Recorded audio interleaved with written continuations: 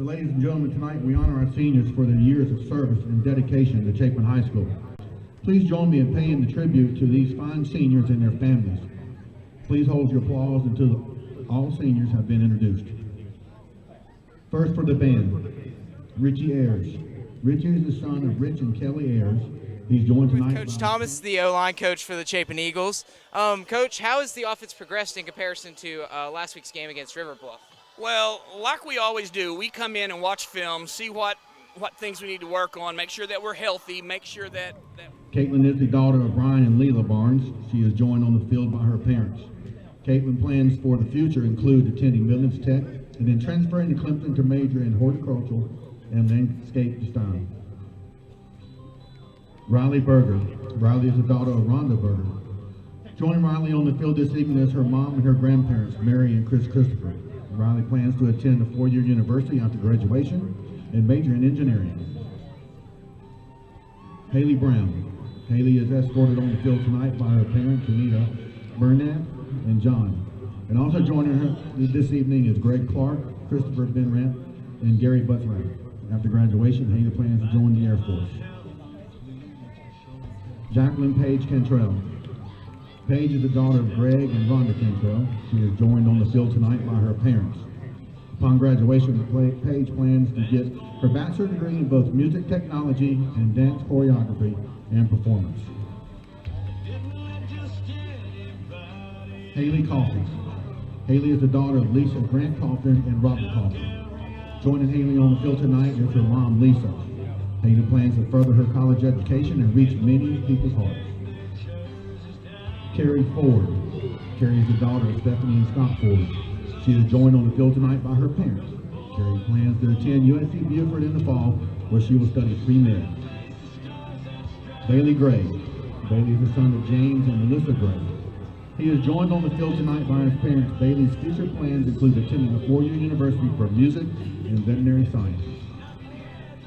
Jonathan Layton.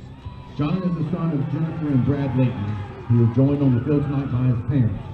In the fall, Jonathan plans to attend the University of South Carolina to attain a degree in music education. Rachel McHugh. Rachel is being escorted on the field tonight by her parents, Chris and Paulette McHugh. Her future plans attending Clemson University and majoring in chemistry. Zach Miller. Zach is joined on the field by his parents, Todd and Cindy Miller. Zach plans to attend Midlands Tech for welding. Faith Moet. Faith is the daughter of Scott and Belinda Moet. She is joined on the field tonight by her parents. Faith plans to pursue a degree in music therapy. Courtney Norella. Courtney is the daughter of Don and Michael Norella. Michael Norella. She is joined on the field tonight by his parents, grandmother Betty Sims and Christy Sims and her siblings, Andrew and Caitlin. Courtney plans to attend the United States Air Force and become a nurse. Austin Odell. Austin is the son of Debbie and Randy Odell. He is joined on the field this evening by his parents. Austin plans for the future include attending either the Citadel or the University of South Carolina. Rachel Perry. Rachel is escorted on the field tonight by her parents, James and Leanne Perry. Also joining her this evening are her sisters, Jenna and Ava.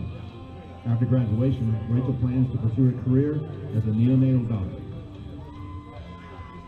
Taylor Pierce. Taylor is the daughter of Wendy Pierce and James Pierce. She is joined on the field by her mom, Wendy, and Angela Gary. Taylor's plans for the future include attending a four-year university to become an elementary teacher.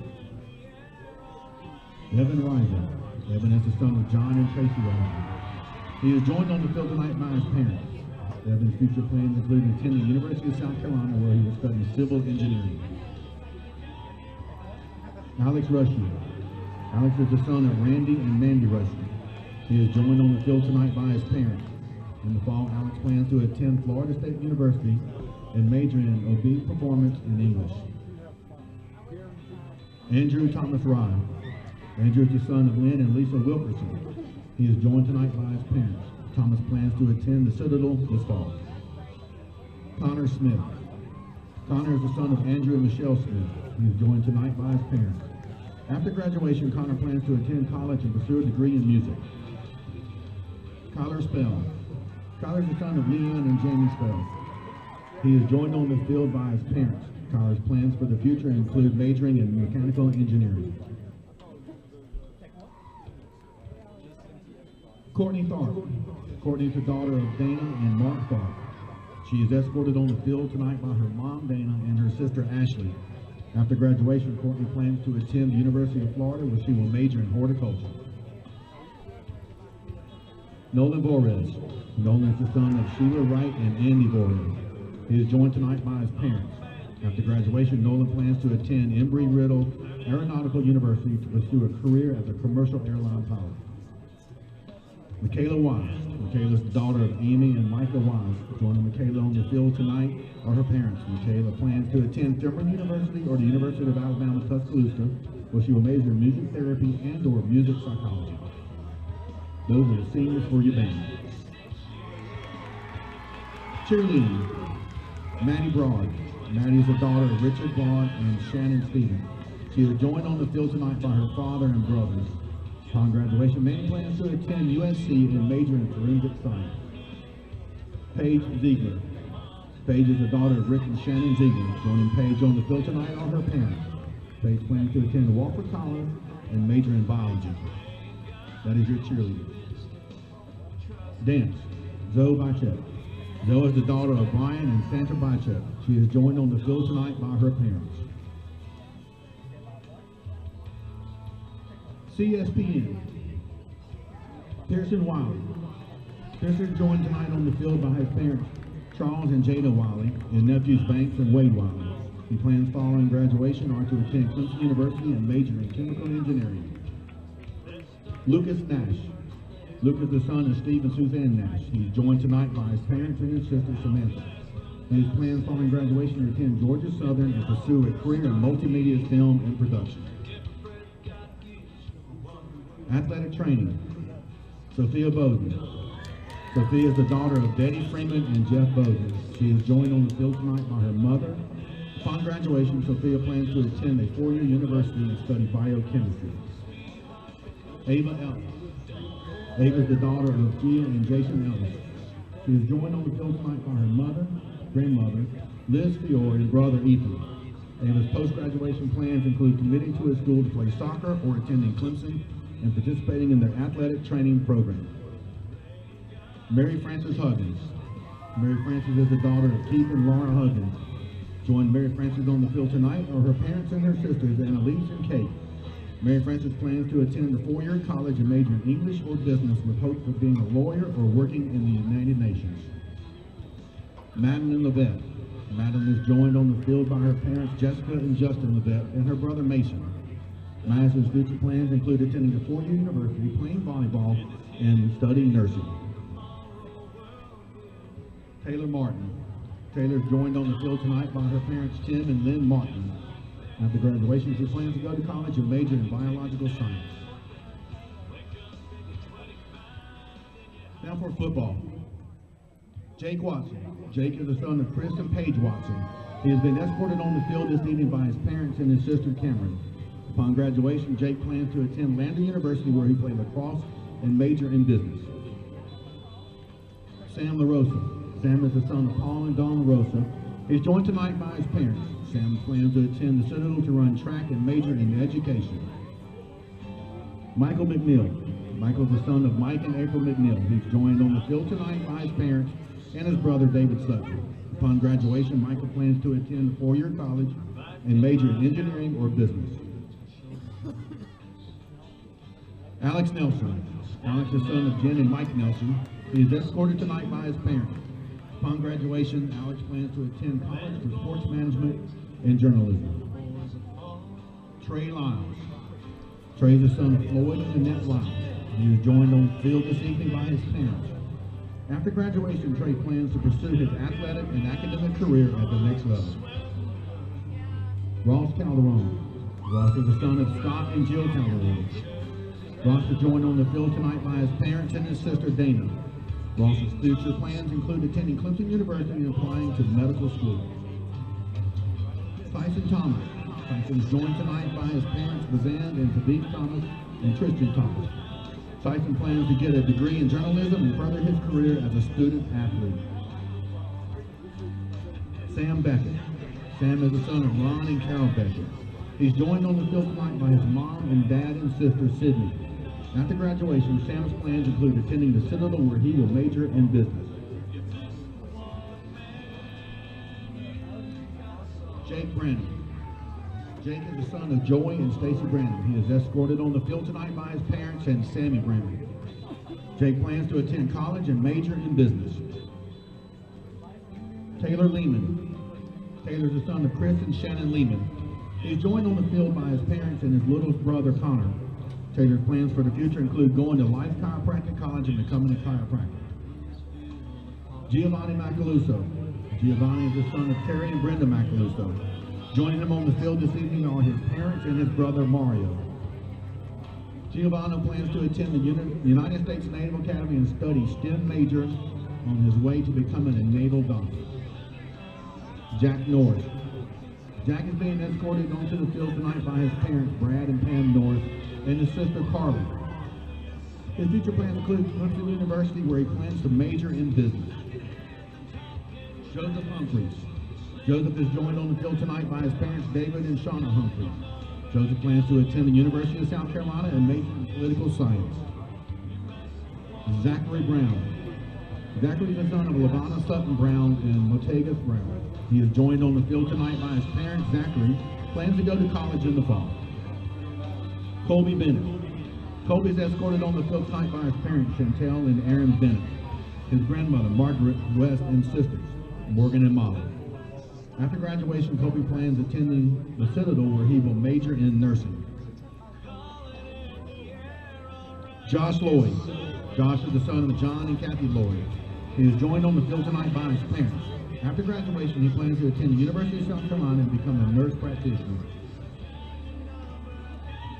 David James Wells IV. James is the son of David and Joey Wells. He is joined on the field tonight by his parents and sister, Mary, and brother, Greg. James will attend a four-year university where he plans to study physical education, teaching, and coaching. John Coleman Ward, son of Stacy and J.C. Ward. John Coleman is joined on the field by his parents and his younger brother, Elliot and Gibson. Upon graduation, he plans to attend a four-year university. Jacob Dragg. Jacob's joined on the field tonight by his parents, Christina and Mark Dragg. After graduation, Jacob will attend and play football for Walford College. Justin Gooding. Justin's the son of Edward and Krista Gooding. Joining Justin on the field tonight are his parents and his brother Ryan and sister Emma. Upon graduation, Justin's plans are undecided. Gage Lapina. Gage is the son of Court and Chrissy Lapina. He is joined on the field by his parents. Gage plans to attend college, where he will earn an aviation degree and become a commercial airline pilot. Kaheem Christie. Kaheem is the son of Keith and Vanessa Christie. He is joined on the field this evening by his parents. Kaheem's future plans are undecided. Blake Bartolome. Blake's the son of Barbie and Dino Bartolome. He is escorted on the field tonight by his mother. After graduation, Blake plans to become a chef. Jason Brian Graves. Jason's the son of Brian and Hansel Lena Graves. He is joined on the field tonight by his parents and his brother Evan. Jason plans to attend a four-year university. Lucas Bonnet. Joining Lucas on the field tonight are his parents, Luke and Betsy Bonnet, and his siblings, Price, Samuel, Benjamin, Elizabeth, and Jonathan. Lucas plans to attend Clemson University, where he will study health science, followed by medical school to study to become a pediatrician. Banks Todd. Banks, the son of Rusty and Christy Todd. Banks is joined on the field tonight by his parents and his sister, Molly and Maggie. Banks' future plans include attending a four-year university where he will major in business. Will Hagler. Will is the son of Ed and Janet Hagler. Joining Will on the field tonight are his parents and his brother, Henry. Upon graduation, Will plans to attend Clemson University, where he will study biology.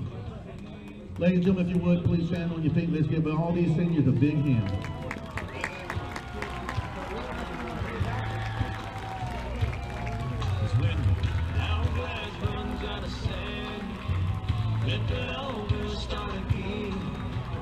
Every breath God gives for what it's worth.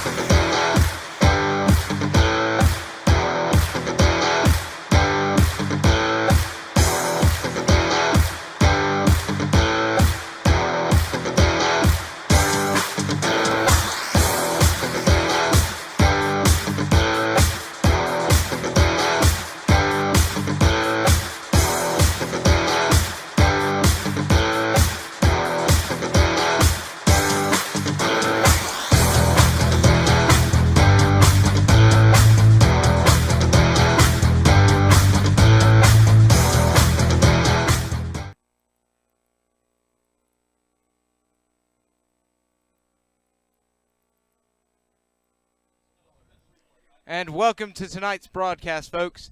I'm Pearson Uncle P. Wiley. And I'm Hayden Skaggs. And we are here for this tonight's matchup between the Nation Ford Falcons and the Chapin Eagles. Yeah, tonight's a very emotional night tonight.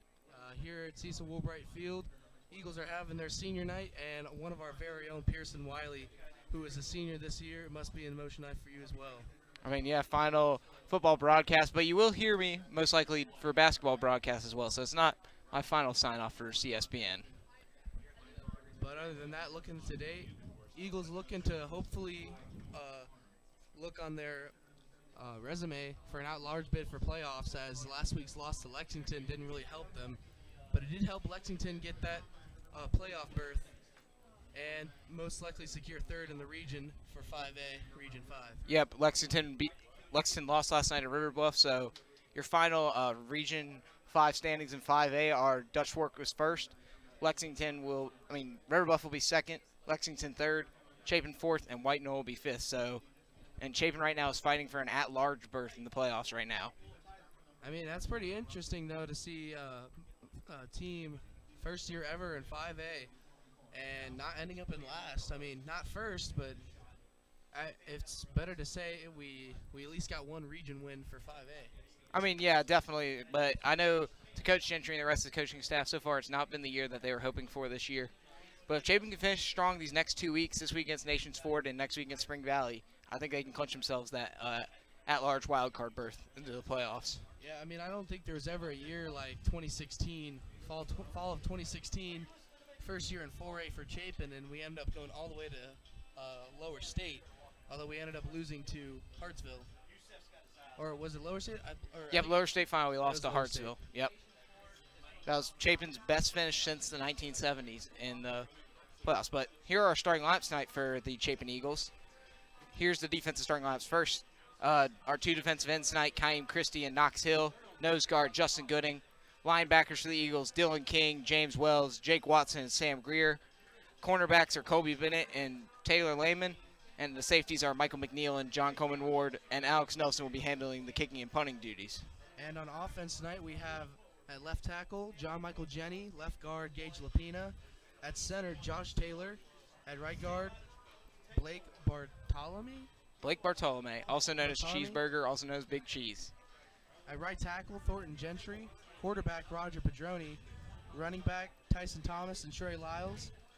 Wide receivers, we have Joseph Humphreys, Gio Macaluso, Will Hagler, and tight end, Lucas Bonnet, and our punter, Alex Nelson. But, yeah, tonight's an emotional night for these Chapin seniors. With senior night, you'll see most of these seniors starting, and every senior will definitely have playing time tonight. You see guys that you usually don't see on the starting lineups for Chapin. You see John Coleman Ward starting at safety tonight. You see Colby Bennett starting at corner. Joseph Humphreys, who's gotten in quite a lot this year as a slot guy, but he will have to start tonight in the slot for the Eagles. It's just going to be a very intriguing game because Chapin, they're fighting for a wild card berth. Nations Ford already had their playoff berth secured as they finished third in their region. It's definitely going to be a must-win for Chapin if they want to progress into the playoffs. I don't know if they have another game after this. Is this their final regular season game? Yep, Nations Ford, this is their final regular season game, and they'll wait out for upper state playoffs for 2 weeks. While Chapin has to go on the road next week to Spring Valley. So, but this is most likely, folks, going to be a make or break on if Chapin can continue their season past the regular season. Yeah, I mean, with that large bid, I think the qualification for it is going to be on best overall record after that. So I would think that with Chapin, if they can win these next 2 games, they go to 6-4, and they are looking very pretty, I think, to get that at-large berth. That Lexington game, and I think also that River Bluff game, 2 big region games, really ended up haunting Chapin. I mean, you had that comeback against White Knoll, which was huge for looking at region-wise. Chapin had potential to maybe even take second place, but those shortcomings for Lexington and River Bluff ended up biting them and caused them to be quite in a pickle for playoffs. And the other thing, I think Nations Ford will have some motivation tonight because they are yet to win an away game this year, actually. They are 0-4 on the road, so I think they got to prove themselves that they can win on the road because first week of playoffs, they got to go on the road as being a 3 seed. That's definitely going to be tough for the Eagles. And also tough for the Falcons, too, who I have heard that they've had an interception on every game that they've had this year. And here come the Falcons right now. Yep, Nations Ford's Falcons, 4-5 in the year, 2-2 in the region. They definitely do have a high-powered offense, though. They have very good offensive stats on the year. Their quarterback Wade Prince on the year has thrown for 1,249 yards passing with 13 touchdowns and 10 interceptions. And Nathan Mahaffey, their running back, has over almost 1,200 total yards in the year with 11 total touchdowns. And now we will turn to my keys to the game tonight. And for Chapin is going to be to try to control their emotions with it being senior night. And remember that this is a must-win game. They need to win this in order to have a shot in that playoff discussion. And for Nations Ford is going to be to try and get some momentum before they start upper state playoffs, because they're going to have a week to rest and then they'll start upper state playoffs. And the thing with it being this late in the season, most years you don't have a break in between your last regular season game and playoffs. So it'll be intriguing to watch how Nations Ford would respond if they lose tonight in their playoff game. And then some players to watch tonight. For Chapin, the players to watch tonight offensively is the entire Chapin O-line to make sure they can give Padroni some protection in the passing game and to create holes for Tyson Thomas in that run game. Yeah, I mean, you look at their defense for Nations Ford. Ashton Chauffeur, I believe, had 32 tackles, 8 tackles for loss, and 5 sacks. So that's definitely going to be one player that Chapin O-line needs to take down early in the game. They want to control the ball offensively. And then for Chapin's defense, look out for both the Lehman brothers, Connor and Taylor, to try and cause mayhem tonight, because I think with Nations Ford stats, they have thrown 10 picks actually 13 picks. Their starting quarterback's thrown 10 by himself, but they've thrown 13 picks on the year. Let's see if Chapin can take advantage of that. And for Nations Ford, their players to watch are Nathan Mahaffey, the running back, who has over 1,200 total yards on the season with 11 total touchdowns. And will be looking to test this Chapin D all night in both the run and the pass game. And defensively for the Falcons, look out for Michael Peterson, who is the star for this defense of Nations Ford, as he has 90 tackles on the year, 6 tackles for loss, 2 sacks, 2 interceptions, and 2 forced fumbles on the year. So he could do it in almost every way. Also for the Falcons, you want to look out for DeJuan McCallum, who has 26 catches for 277 yards. And also Nathan Mahaffey, as you said earlier. I think those two players can easily run through Chapin's defense if they're not well focused in for tonight. Yeah, I'm not really worried so much about the Chapin defense. It's just the offense, because a key stat that I saw this week, Chapin failed to score at least 7 points for the first time since the 2014-15 season last week against Lexington. The last time I did that was 2014-15 against AC Flora, which I was an 8th grader at that time. So it is the first time it's happened in my high school career where Chapin's not scored at least 7 points. Yeah, if you were 8th grade, I was 7th grade, Yeah. So. Both of us in middle school. Me not in Chapin, Skaggs in Chapin, though. Yeah. And just a forewarning tonight, there will probably be a lot of nicknames thrown around since it's senior night. So I'm going to call seniors that I've really been close with over these past couple years. They're going to be called mostly by their nicknames tonight. So I mean, you definitely have a lot of seniors for Chapin tonight, and this is going to be a different year next fall for the class of 2020 taking over. Going to lose a lot of key guys, I mean, on both sides of the ball. I mean, I think the biggest name that we're losing is James Wells. James Wells, who's been phenomenal this year, was actually selected to Touchstone Energy North-South All-Star game last week. So he'll have a big opportunity next week to take advantage. I think also offensively, they're going to a big offensive player they're going to lose is Tyson Thomas, their running back. Yeah, they'll lose. Thomas has had a phenomenal career here at Chapin, and I think his work he's put in has definitely showed off. I mean, he did get the touchdown against Dutch Fork. I mean, he's probably one of the most shiftiest running backs we have. We also have Trey Lyles, senior this year. Yep. The key things, though, we do get Jalen Thomas and Roger Padroni back, who are our leading receiver and our quarterbacks. That's huge. But as you see right now, Eagle Walk is happening.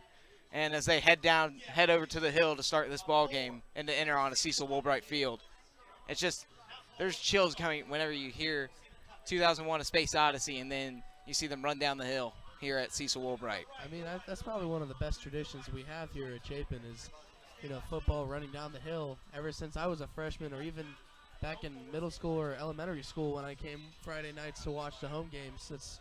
That's just the thing you remember is running down the hill. Oh, yeah, you always remember that.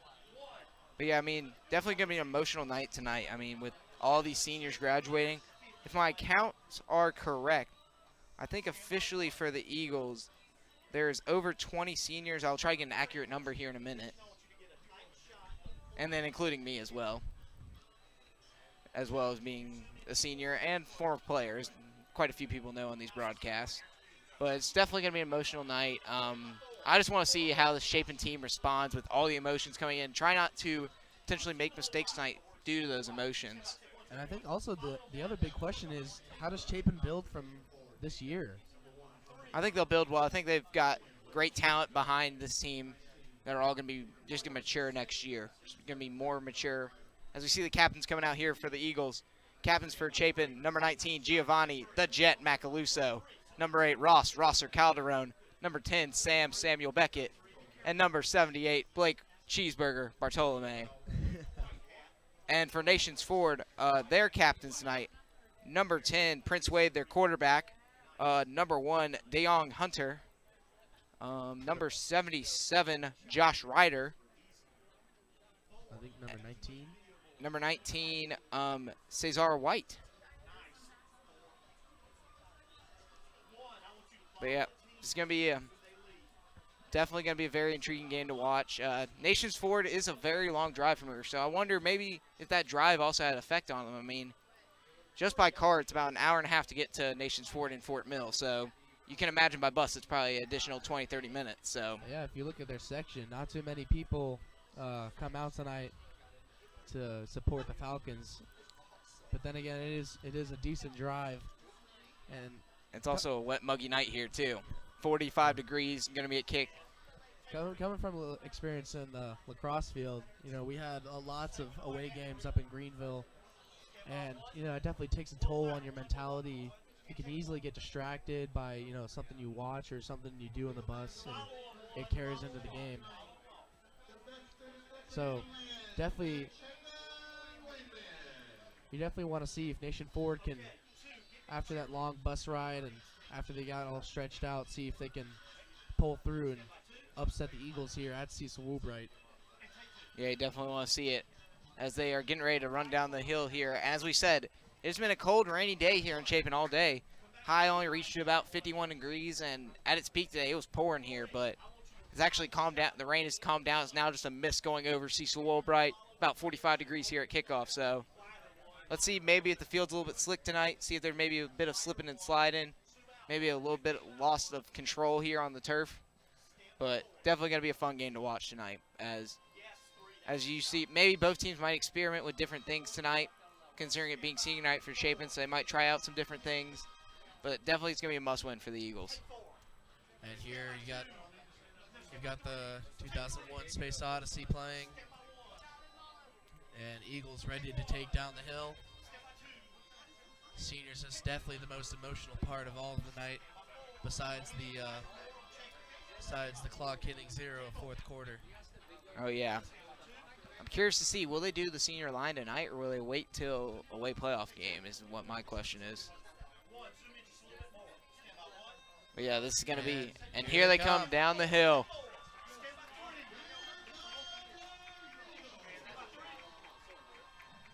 But, yeah, big game field tonight here in the Cecil Woolbright. Must win for Chapin. Nation 4 do need to get a win tonight.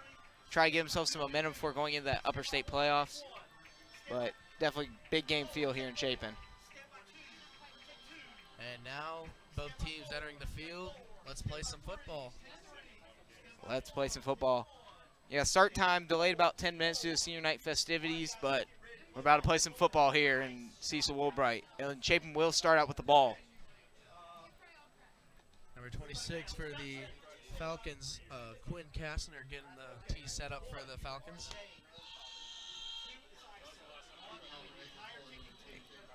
But yeah, let's see. I would assume for Chapin starting in the back line would be Giovanni, the Jet Macaluso, and either Xavier Short or Trey Lyles back to start for the Eagles. It's going to be just a fun game tonight. Oh, yeah, definitely exciting for both sides. Both teams are obviously ready to get in. Chapin trying to keep it cool and collected. You know, you wanna be pumped, but not too overexcited. Don't want to make any careless mistakes. And same for Nations Forward, you know. Want to play clean football, get in, get out, get the win. And try to drive back to Fort Mill tonight with a win instead of potentially the loss and a long bus ride back. But yet, Macaluso and short back deep for the Eagles. And we have kickoff here at Cecil Woolbright. And here comes the kick. It's going to go to Macaluso, and it's going to be called as a touchback. Yep, just crossed over the plane, and now we'll see Roger Pedroni and this Chapin offense head out here. Roger Pedroni on the year for the Chapin Eagles. On the year for Pedroni, he has 104 of 170 yards, 170 passing attempts with a 61.2 completion percentage with a 1,153 yards passing for 5 touchdowns and 2 INTs on the year. But yeah, you see most of these seniors starting tonight. You see Joseph Humphreys on the field right now for the Eagles. Curious to see if usually a tradition of Chapin is running senior Wildcat, as I've got to experience last year with it. Last year is that we ran senior Wildcat a lot early in the ball game to try and give those seniors their touches, and it really worked with success. So let's see if maybe Chapin tries that to start out the ball game. And here's Pedroni with the snap, and he's going to hand it off. I believe that's Trey Lyles. That is Trey Lyles, but he is stopped up there by Nations Forward defense. Set up immediately. I believe it was Xavier Diaz. Yes. Led that tackle for the Falcons. Yeah, it looked like Xavier Diaz and Noah Temez there on the tackle for the Falcons. It'll be 2nd and 12 for the Eagles. Ball on their own 18-yard line. Pedroni back alone in the gun with looks like 2 wideouts and 2 backs lining up as tight ends. And there's Thomas, gets the carry. Tackled down about the 21-yard line. Looks like number 14. Number 14 or is that number? Looks like number 14, Gabe Hewitt there on the tackle for the Falcons. 3rd down now for the Eagles, 3rd and 8. Definitely want to convert here. Don't want to start off at a poor performance. Got to attack early. But yeah. I think there was a timeout to fix Tyson Thomas's jersey there. Yeah, all Chapin right. Wearing the road white tonight due to Nation Forward going with the red tonight. So, yeah, it's a different kind of feel tonight with Chapin going with the white out. And Pedroni with the snap. He's going to drop back. He's got plenty of time. He's going to find, I believe, Macaluso, and they're going to call it a catch, but I don't think he made the first down. Nope. Macaluso is short on the play. So it'll be a punt on here for Alex Nelson, who has been this year statistically the best punter in the Midlands this year, averaging around 42 yards per punt, which is a very impressive stat for a high schooler, because especially in high school where you're playing such a field position game, so it's very necessary to pin your opponents deep when you have to play defense. So let's see what Nations Forward tries to do here to pressure him. Here comes the punt from Nelson. A great boot. And it gets a Chapin roll. Great kick. Wow. Wow, what a punt there by Alex Nelson. 13-yard line. Great kick by Nelson. Alex Nelson, I think that's a 59-yard punt for Nelson there. And, yeah, I mean, there's the thing. Alex Nelson with his punting abilities, I mean, he's able to pin opponents deep. As Nations Forward will start at their own 13-yard line. And here comes this Nations Forward offense. And something interesting, you see West Hiller not dressed up tonight. I don't know what. I think he had his wisdom teeth taken out last week, so he had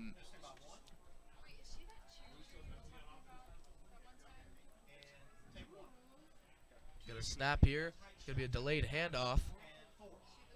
And met there by Taylor Lehman of the Eagles, who led that tackle. Good run there by Nathan Mahaffey for the Falcons. And it looks like he's going to be close to a first down. I think, yep, they're going to move the chains. They're going to give him it. Nathan Mahaffey there. Looks like about 11-yard gain. So first down, Falcons. Ball on their own 24-yard line. Also there on the tackle for the Eagles is number 28, Josh Lloyd.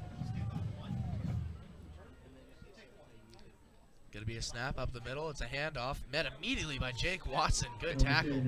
Yeah. Big hit there by Jake Watson. So now it will be, looks like about a gain of 4 there from Mahaffey. So it'll be 2nd and 8, 2nd and 6 coming up here for the Falcons. Ball on their own 28-yard line.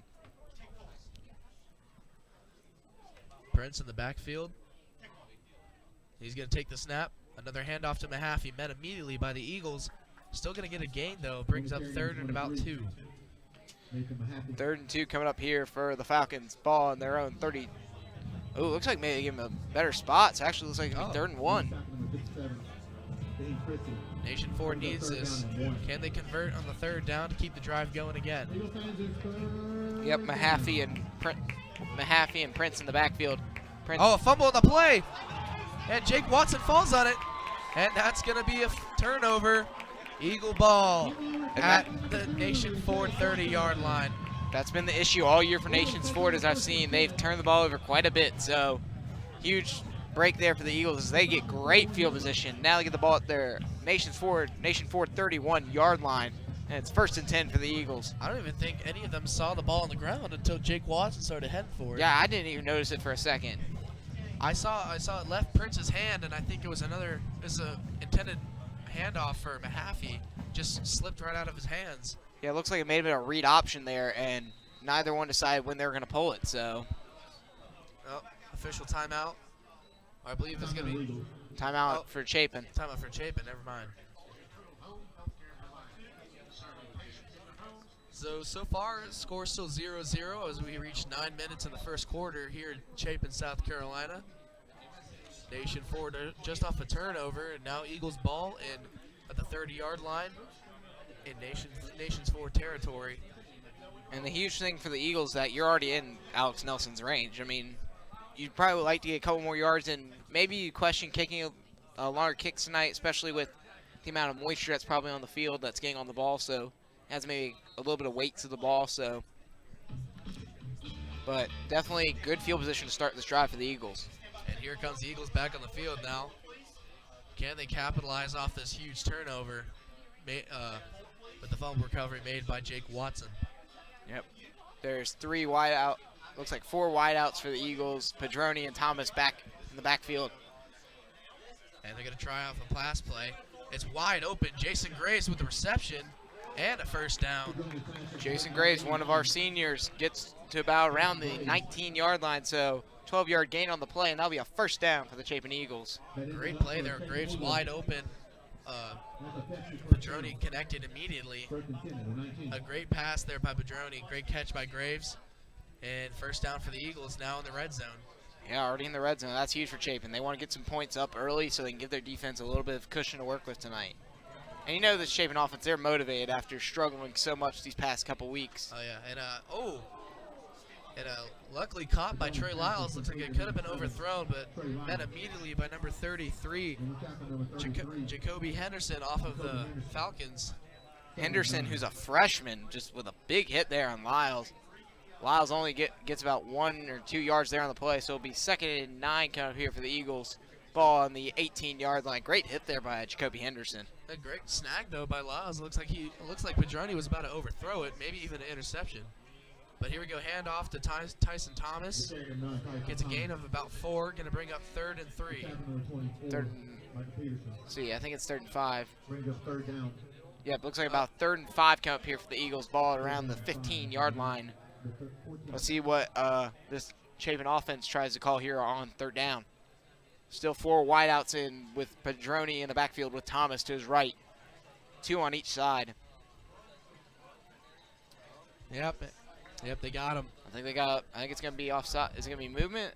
It might be. I think it's going to be encroachment on the Falcons. No, it's going to be delay of game on the Eagles. Oh, delay of game. Wow, I didn't even notice the clock. Yeah, the clock in one of the end zones is not actually moving. So the clock that we usually look at to see where how time is going, we can't see right now. So maybe a disadvantage for everyone who's playing towards the hill right now. And the clock on the other side is not really working either. It's set, but it's at 0, and I don't think it's moved. Padroni back. Oh, and Padroni's under pressure. He rolls out. I don't even know how he got out of there. And he's going to throw it to Trey Lyles, but incomplete as he was out of bounds. And I think that's going to bring up 4th down. They may call – this may be an illegal forward pass, though. Yeah, but it's going to be an illegal forward pass on Padroni. I don't think that'll affect kicker Alex Nelson, though. I think it'll be a 5-yard penalty. At least it wasn't a catch, because that would have been really disastrous there for Chapin. You have a legal forward pass here on the Eagles. I forget how many yards it is for a legal forward pass. Did he Yep, pass? 5-yard penalty. So this will be about 40-yard field goal attempt here for Alex Nelson. I don't think that'll be a huge problem. Nelson's faced greater challenges here for Chapin. I don't even know what his record kick is. It's 50 yards, isn't it, or something like that? He's not in a game. He's not hit 50, but I've practiced playing with Alex in the past. He has hit 50, 55 in the past. His long in the year is 39, so this will be 40. So this will be his new season long if he hits this one. Good snap, good hold. The kick is up, and he has a new record. Alex Nelson with a 40-yard field goal, and Chapin takes the lead here early, 3-0 on the Nation Ford Falcons. So obviously not the best outcome for Chapin, but regardless, they do get points, and now they have the lead. That's huge for Chapin to get off to a good start, and that's the thing that Coach Gentry's talked about so much this year for his team is that they need to get off to this good start to try and give themselves some momentum and try to help that defense out. That's been really good all year. Try to give them a little bit of cushion to work with because they really need this offense to produce.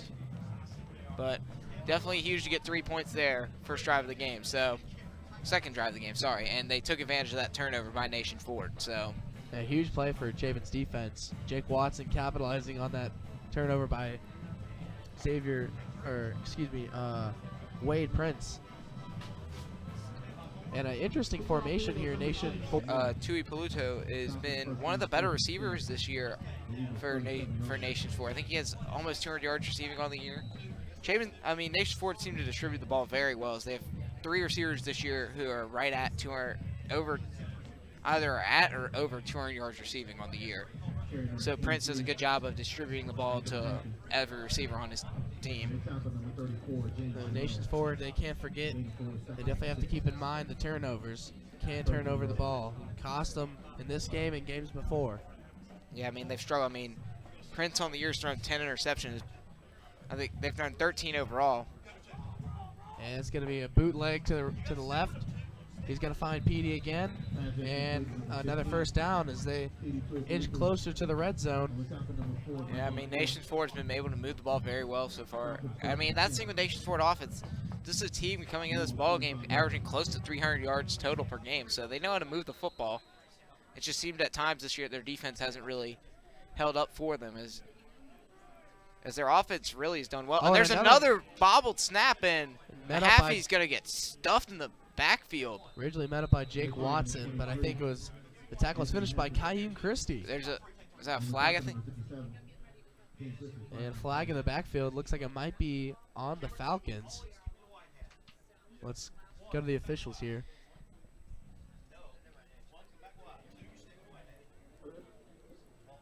That's going to be a false start on the Falcons. Yep. 5-yard penalty, so it'll be 1st and 15. False start on the Falcons. This is definitely a challenge they got to face now. After just getting close to the red zone, now they got to face with a 1st and long. Can they convert on this drive? I think if you're Nation Ford, I think you try to continue to give it to Nathan Mahaffey, who so far has been able to run the ball through this Chapin defense. It's going to be an motion. And another handoff to Mahaffey up the middle. Met immediately by Kayyum Christie. He was able to drive for about a couple more yards there. Kayyum Christie, one of the other seniors on the Chapin roster. And a key thing we got to talk about, Chapin's defensive line this year has just faced a lot of injury problems. Good news for them, next week they most likely will have Connor Law back, which is a huge bonus for them. Garrett Hike said he may be ready if Chapin makes it to the playoffs. They say should be able to come back for playoffs, which is a huge boost. But I don't think Jacob Dragg's going to come back. Yeah, Jacob Drag had surgery for his torn ACL last week, so we wish him his speedy recovery as he's preparing to go play football next year at Wofford. So, and that's another tackle by Kayyum Christie there for Chapin. Brings up 3rd down. See, now here's another thing. I don't have any stats on Nation's forward kicker, but I think a standard high school kicker can easily chip in a 30-yard field goal and tie up this game if they don't convert on this. But yeah, I wouldn't be surprised if they continue to run the ball. I mean, so far they've ran the ball with great success, and Nathan Mahaffey's been a pass play wide open. I don't think he's gonna. He's definitely got a first down. Oh yeah, he's got a first down. Caught by number 7, Caleb Starnes for the Falcons, and Falcons have entered the red zone. Caleb Starnes on the year is closing in on 300 yards receiving on the year. So very solid wideout for this Falcons offense. So another huge conversion there for the Falcons. It's 1st and 10. Ball on the Chapin 13-yard line. And it's going to be a screenplay here. Pass to Petey again. And now they're at the 10-yard line. So it'll be about 2nd and 7, 2nd and 6 coming here for the Falcons. Ball at around the 10-yard line for Nation Ford as they are continuing this great drive. It's just been, they've been able to do these short little chunk plays that just kind of seem to be, and Chapin's defense just can't seem to get off the field, which you definitely don't want that to happen because they're going to get gas. It's going to be a handoff to Petey. He's got room to run, and he's going to get the first down, 1st and goal at the 2-yard line. And now can Nation Forward punch it in for 6 and take the lead. I'm going to say one thing. It looked like there was a hold there at the right end by one of the Nation's Forward players on one of the Chapin, and you heard a little bit of noise coming from this crowd of Chapin that they were looking for a holding call there, but did not get it. So No 1st and goal flags coming up applied. here for the Falcons. Ball at the 2-yard line. Look like they're bringing in a heavy package, kind of like what Clemson does. And up the middle and denied. I think Mahaffey's just short. I think he got denied by the linebackers. Yeah, he tried to dive over the top, and he got hit down about the half-yard line. So Great defensive stop there by Chapin. Brings up 2nd and goal now. yep, Connor Lehman, number 14 for the Eagles, was there to stop Mahaffey's charge. As now we go, maybe just try to sneak it in here with Prince. And up, he's down again. Yeah, he didn't get it. Chapin Great got through there job. quick. Great job by Chapin. Looked like it was Jake Watson there. Was the first one there for the Eagles. So now 3rd and goal, and 2 plays in a row. Chapin has denied them from inside the 2. So potentially maybe a huge stop here for the Eagles. They can stop them 2 more times. Might be a QB sneak. No, they're going to hand it off the middle, and Nations Forward punches it in for 6. Yep, number 18, Nathan Levet there on the carry, and it is a touchdown for the Falcons. Good play call there to go with the fullback dive, because the thing with going to Mahaffey there is, like, he's about 5 yards behind the initial line of scrimmage, so he's got to get that speed up to the line and hope that Chapin doesn't get to him first. So good call giving it to Lovett there. And here comes the extra point here for the Falcons. That's that kicker, Quinn Kastner. Kick is up. Oh, almost got the block, but PAT is good. 7-3 Falcons as we reach just under 2.5 minutes here in the first quarter. Chapin capitalizing, but didn't punch in 7. They only got a field goal off, but Nation Forward strikes back, and now they take the lead. Yep, huge touchdown drive there for Nations Forward. It was a 66-yard touchdown drive, and took over 5 minutes off the clock there. As now it is 7-3 Nations Forward over the Chapin Eagles. So now, if you're looking, if you're Coach Gentry, what are you most likely going to tell your players right now? I would say keep your heads up, try to continue to move the ball here. Don't make these penalties that can cost you to lose yards, and honestly try to make a hole here if Giovanni Macaluso can get the ball here in a kickoff return. As we have seen earlier in the season, we've talked about Gio the Jet Macaluso's successes, and he delivered on this broadcast against Newberry and almost took it to the house, just 5 yards short. And there's another nickname we got for Gio the Jet, also known as Louisiana Lightning, and let's see if maybe Lightning can strike here for the Eagles. But yep, it'll be Macaluso and short, back deep for the Eagles on to take the kick here from number 26, Quinn Kastner. And the kick is off, and it's going to be returned this time. And he's got a decent hole. Good return there by Macaluso, down to about the 32-yard line. Saw about a 31-yard kick return. It looked like Macaluso, if he breaks through that hole, he may be gone. It looks like he had the speed and momentum to break through, but I can't see. I couldn't see who stopped him on that play. But I don't think, had they been there, it could have been a different story. I think Macaluso could have potentially taken it all the way. But yeah, good. Chapin will start from their own 33, so decent starting field position here for the Eagles. Snap by Pedroni. It's going to be a fake handoff to Tyson Thomas. And he's going to look to pass it. Oh, my. It's going to be a pass interference there. He was trying to find Xavier short downfield. The interference will definitely be on Caleb Starnes, who he wasn't even close to turning back his head, so he just blindly just tried to make sure Short did not make that catch, but Chapin will now get a pass interference, and they will get the ball up to the 48-yard line. It was a great try there by Short, though. Looks like he bobbled it somewhat in his hands, but yeah, if he would have made that catch, it would have been an amazing catch there. But great call by the officials there, and that's going to be a 15-yard penalty for the Eagles. Speaking of great catches, did you see the Texans game last night? And oh yeah, DeAndre Hopkins, unbelievable. The sad thing about it is that it didn't count. Made one of the greatest catches ever, but didn't count. The 48-yard line. The saddest of tragedies. The saddest of tragedies. Yeah. But yeah, Chapin will now have it first 10 ball. They're owed 48, so.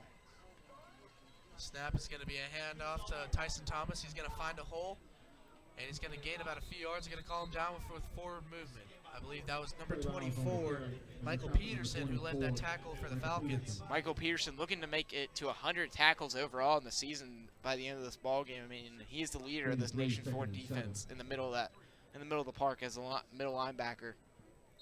But now it'll be about second and a short 7, I would say, here for the Eagles, balling around the 48-yard line. Pass by Pedroni. It's going to be a screen. Pass caught by Thomas. Thomas has got the speed, and he's got the first down. Great play there by Pedroni with that catch to Thomas. Thomas with a great speed. Instantly hits that good block there by Gio Macaluso as well. Yeah, Jalen Thomas closing in on 500 yards receiving on the year. He's been and the huge thing is that they get both Jalen Thomas and Raj Pedroni back next year. So you have this dynamic QB wide receiver duo that's going to be back for another year to potentially wreak havoc on all these defenses that they'll face next year. It's going to be, Pedroni on the keeper immediately met a great hit by Nations Ford. It was number 24, Michael Peterson right there. Easily met up with Pedroni. That was a great hole, but no one to block. No one to block Peterson there.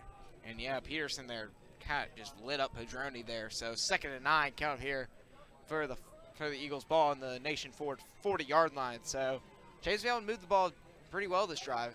It's going to be a fake pass to Thomas. He's going to roll to his right. Pedroni's got the speed, but sacked. A great, and there's a flag on the play. It might be a face mask on Peterson. Sacked there by Michael Peterson. But it might be called off. No, targeting. Wow. Wow. Would that be on Chapin or? No, that's on Michael Peterson. I forget what the rule is in high school. I don't know if it's the same rule that Peterson actually might be thrown out of this ball game for targeting. No, horse collar. Sorry. It looked like he was doing the fist to his head, so I was like, it didn't look like a targeting. Yeah, I was gonna say, I was like, I don't know if that would be targeting. I mean, it would have been a light targeting if it was anything. I don't think it was. But automatic. First down for the Eagles. Yep, they should move the chains because horse collar usually is an automatic first down, but they'll say instead it'll be a 2nd and 1. 2nd and 1, but still, huge mistake there made by Michael Peterson, as that would have been his 3rd sack on the season, but. And another flag thrown. What is going on here? I don't know what the call is going to be here. They're going to make some subs real quick. Here comes Hunter Deaton for the offensive line. See, I would assume it's. I think they're going to try the hammer formations. You saw James Wells comes out of the offense, but now it looks like they're going to be calling. So what's the call? I have no clue. I don't know if it's a timeout. I think Nation Ford actually called the timeout, but I'm not 100% positive. Because they threw a flag. I thought it might have been a legal substitution. It looks like there's a lot of moving bodies there for the Falcons. Yeah. But, we've got no clarification yet on if it was a timeout or if it was a penalty. But yeah, all we know is it's 2nd and 1 coming out here for the Eagles. Ball on the Nation Ford 32-yard line after the horse collar penalty by Michael Peterson.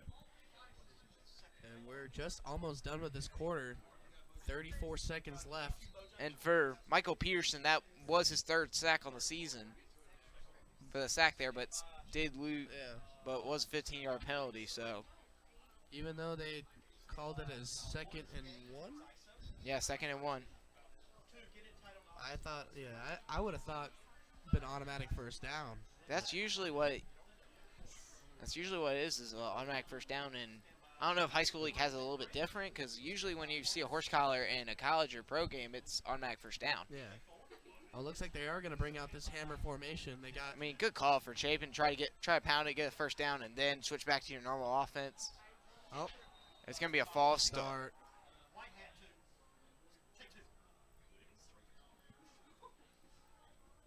Yep, false start on the Eagles. False start goes on number 44, Dylan King there.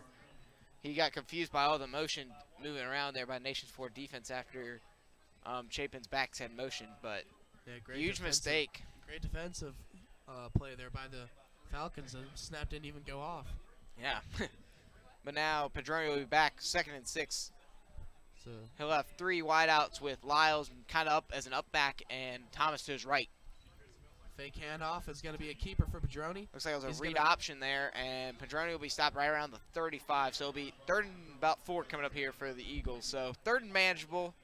Chapin can expand their playbook here. They don't have to just throw the ball. They can potentially maybe go on a QB power play or. Oh no, the game actually only a yard. It looked like he had the ball stretched out of the 35, but nope. It'll be 3rd and 5 come up here for Chapin. Ball in the Nation forward 36-yard line. And you question, is this in Nelson's range? I don't know if Nelson can hit this long. He's going to go. He's got Xavier Short, and it's a catch. Wow. What a throw by Padroni to the freshman Xavier Short, as now Chapin is inside the 5-yard line. Great throw by Padroni, a 32-yard bomb to Xavier Short. As Chapin will have 1st and goal at the 4. And what a catch there. I mean, we've talked about Xavier Short. You know, he's definitely had a rough season. He's had a few crucial drops, especially in the AC Flora game. And Newberry even. I think he had a few catches he dropped, which could have helped. But coming up big now towards the end of the season, and hopefully to progress even better, as this is only his freshman year. Yeah, I mean, that's the thing. He's only a freshman. He's got plenty of time to work with. And they're going with this hammer formation. Padroni punches it in. Touchdown, Chapin. And Chapin at the end of this first quarter will score a touchdown. And now Alex Nelson will be on to attempt the extra point for the Eagles. Great way to finish up the quarter for Chapin, as it's currently 9-7, hoping to make it 10-7 if this PAT goes through.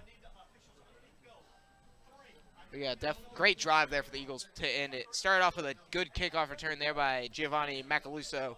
And then Chapin able to drive 67 yards and to the end of the quarter. And Nelson on to attempt the extra point to make it a 3-point ball game. And the kick is up. Oh, almost blocked there, but the kick is good. Chapin now takes back that 3-point lead. So after first quarter for senior night, Chapin with the lead, 10 over Nation Forward with 7. Yeah, I mean, very good first quarter for Chapin. As we talked about the offensive futility since pretty much the second half of the River Bluff game 2 weeks ago, finally able to answer for their first touchdown since the second half of that River Bluff game. So they've definitely, I think, improved off these last 2 games against River Bluff and Lexington. I mean, the thing about it, though, is that both River Bluff and Lexington have really, I mean, Lexington's one of the best defenses in the Midlands, and River Bluff, their front line is phenomenal with Noah Johnson and a couple other really solid players on that front line. And Chapin was able this week. Nations 4 does have a bunch of great, talented defensive players, especially number 24, Michael Peterson, who I wouldn't be surprised by the end of this ball game has about somewhere in the range of 15 to 20 tackles at the end of this ball game. Also, a breakout player for tonight I've noticed is number 57, Kaim Christie. Kaim Christie, I mean, senior night, big night. I mean, he started almost most of the year, especially since Jacob Drag got hurt. So he's definitely filled in that next man up role and definitely produced for this Chapin's defense and came up big. Even for last week's loss to Lexington, he still had a pretty good show out. He had I don't even know the stats on his tackles from last week, but I mean- know he has over double digits of tackles. And for D-line, especially for interior defensive linemen, it's tough to get a lot of tackles. Yeah, with, most likely you get double teamed by offensive linemen. especially with Chapin running a 3-4 front, so Yeah. there's quite a bit of doubles on specific defensive linemen due to some specific offensive schemes. But I mean, overall, Chapin's defense has really kind of dominated last week against Lexington. Lexington offense did not really have a great showing against Chapin's defense, and you got to see that a lot. But Nation Ford able to score a touchdown early, and let's see how Nation Ford will respond to that touchdown from the Eagles, as now they are up. Chapin is kicking off here. Alex Nelson with a long, deep kick, and it'll be a touchback. And Nation Ford will start from their own 20-yard line.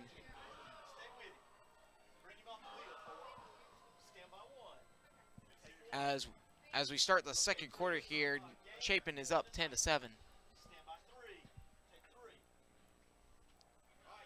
Let's see what Nation Ford tries to do to respond here, as here comes this Nation Ford Falcons offense, and D-line in right now for the Eagles. You see number 99, Rodney Green, getting some playing time tonight. And the thing with Coach Gentry is that he likes to throw out this next man up mentality. So it'll be very intriguing to see Rodney Green here. Much more of a hole plugger, but big run here from Mahaffey, and he is down to about the 40-yard line. Taylor Lehman forced him out of bounds, but great run by Nathan Mahaffey of the Falcons. Oh, there's a flag on the play here. I don't know if, let's see what the call is. It looks like it's gonna be on someone on Chapin, it looks like. Or are they gonna pick up it looks like they picked up the flag actually. So 1st and 10. Oh, low snap. Prince will roll out, and he has got a throw. Just overthrows his man. I think it was intended for, looks like number 10. Prince Or threw wait, it. no, that's not Wade. Number 10's Wade Prince. Who was that? Let's see, we didn't get a zoom in on who it looks like number 7, Caleb Starnes, was the man there. Oh, that was Caleb Starnes, who was the culprit on that pass interference earlier. Yeah, it was just a little bit overthrown there by Prince, and Mahaffey runs the outside, but Great read there by the defense. I believe that was. James Wells was the first Yep. one there. Looks like, And also Sam Greer got there too. yeah, Sam Greer was helped Wells finish off the tackle, and Mahaffey held it too. So 3rd and 8 come up here for Nation Ford. Nation Ford really has not had a long 3rd down yet this ball game. They've really, and that's the thing they've been doing so well is getting into these short 3rd down plays where they've been able to convert. So A low snap there for the Falcons. He's going to throw it. He's got a man, and he's got a man beat. And now it's a foot race. Michael McNeil is the last hope for Chapin, and he helps them out and pushes them out of bound. But Falcons now in Eagle territory. catch there by number 16, Davion Quee. And he's down to about the 20-yard line. So big gain there for Nation Ford. Looks like it was about a 38-yard pass play from Prince to Quee. So 1st down for the Falcons. Ball at the Chapin 20-yard line. Again, Nation Ford will be able to move the ball early in this ball game. And a substitution, Gio Macaluso coming in for Sam Beckett on the corner. But looks like Chapin's starting to read Mahaffey very well there, as you see Rodney Green Yeah. there involved on the play. Rodney Green was in that tackle too. Rodney Green's very much a hole plugger for Chapin. So yep, it'll be 2nd and 8 coming up here. Prince back to throw. And it looks like and a pass intended, but just missed. Pass intended for Caleb Starnes there, number 7 for the Falcons. Great coverage there by number 14, Connor Lehman, one of my players to watch coming into this ball game. So now 3rd and 8. Connor Lehman, only a sophomore, and he's putting up some good numbers for the defense. This is good. This is looking good for the future of Chapin football coming even after I graduate, which is next year. I mean, Chapin has 2 really good safeties for the future. I mean, you have the freshman Bennett Galloway, and you got the sophomore Connor Lehman, who both get a lot of playing time in the secondary for Chapin. Prince back to throw. He's going to go to Mahaffey, and met immediately by Taylor Lehman. Eventually thrown down by Lehman and going to be short of the first down. 4th and 3 kind of here. Maybe you bring out the kicking unit for Nation Ford, or do you try to go for it? I mean, I think with Nation Ford, they can be more relaxed. I mean, they don't have to worry about it as much. Yes, you want that momentum to start the playoffs, but you're already in playoffs. You've already done your job in the region, taking care of business, getting into the playoffs. So, but do you think a loss could affect if they go home? I mean, yes, I think a loss could affect the psyche, especially with a week to think about that loss too before you start preparing for your next opponent. And with the teams in Upper State, like TL Hanna, Dorman, and Burns, all are very talented teams. There's going to be a timeout called. I think the game clock almost ran out, so I think they had to burn another timeout, leaving Nations Ford only with 1 remaining timeout for this half. Chapin with 2. I'm currently trying to see actually what team Nation Ford would potentially have to play first round in the playoffs. They would have to play in the region. So if you're just now joining us, Chapin currently with the lead, 10-7 over Nations Ford Falcons. We got 9 minutes and 47 seconds to go in the second quarter. Currently, Nations Ford has the ball. They're in red, Chapin in white. And Nations Ford, I think, either discussed whether to go for a kick for a field goal to tie the game, or if they're going to go for it on 4th and down. Because I mean, you got stuff, you got room to play with. You know, if you turn the ball over, it's not that big of a deal because Chapin has to take it all the way from the 13-yard line. But the thing is, though, you want to try and get the lead back in this ball game, so it is a big play coming up here. This is a make or break, and it's going to be a screen play. Oh, and poorly executed as the pass is catched, but I think the receiver was number 16, Davion Quee. It was the receiver who got it, but fell straight to the ground. So yeah, as I look for Nations Ford, it looks like they'll be actually having to come back to the area in a couple weeks, actually, as they will play the second-ranked team in Region 4 5A, which right now is Blythewood. So they would a little bit shorter trip, but they still would have to head back towards the Columbia area in 2 weeks, as long as Blythewood maintains their standing as second in that region. It's going to be a play-action throw. And taken out immediately for a loss, actually. Hand off to Cooper Evans. Cooper Evans, who kind of sees game time dwindle as the years gone on due to the emergence of senior Trey Lyles and Tyson Thomas' continued success. But Cooper Evans will be the main tailback next year for the Eagles as well. As they lose both Trey Lyles and Tyson Thomas, Cooper Evans is going to have to step up, and I believe also they might be looking to put in John Lewis Wessinger. Also, Connor Lehman, who did play halfback up until he was put on varsity as a DB. So, and it's going to be a pass to Cooper Evans with the catch. Evans with Evans takes that hit. Going to be just shy of the first down. Sorry, I think that's actually it's Cooper Evans on the catch. Sorry, first looked like 1-3 instead of 33. So now looks like third and manageable here for the Eagles. Looks like 3rd and about 4 kind of here for Chapin. Ball on their own 23-yard line. So a 7-yard pass there. 7-yard pass there for Padroni to Evans. So 3rd and 4 count up here for Chapin. Let's see if they can take advantage of a 3rd and much more manageable down. Padroni under center. It's going to be a motion handoff to Graves on the backside. They read that perfectly. Great play by Nations Ford. A huge loss for the Eagles. And here comes the punt squad. Yeah, huge stop there by the Falcons of Nation Ford. And let's see if Alex Nelson can punt and hit another boot downfield as his first punt of the night. Alex Nelson hit 59 yards. So let's see if he can hit another long punt here.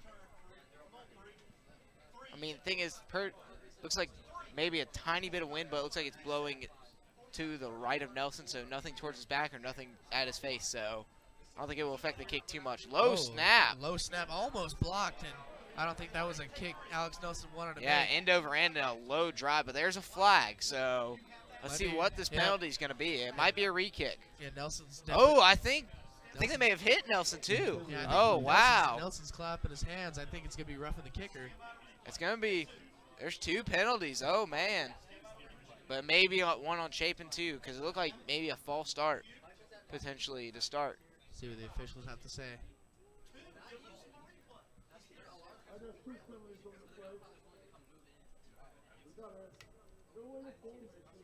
Illegal formation on Chapin, so it will be offsetting penalty.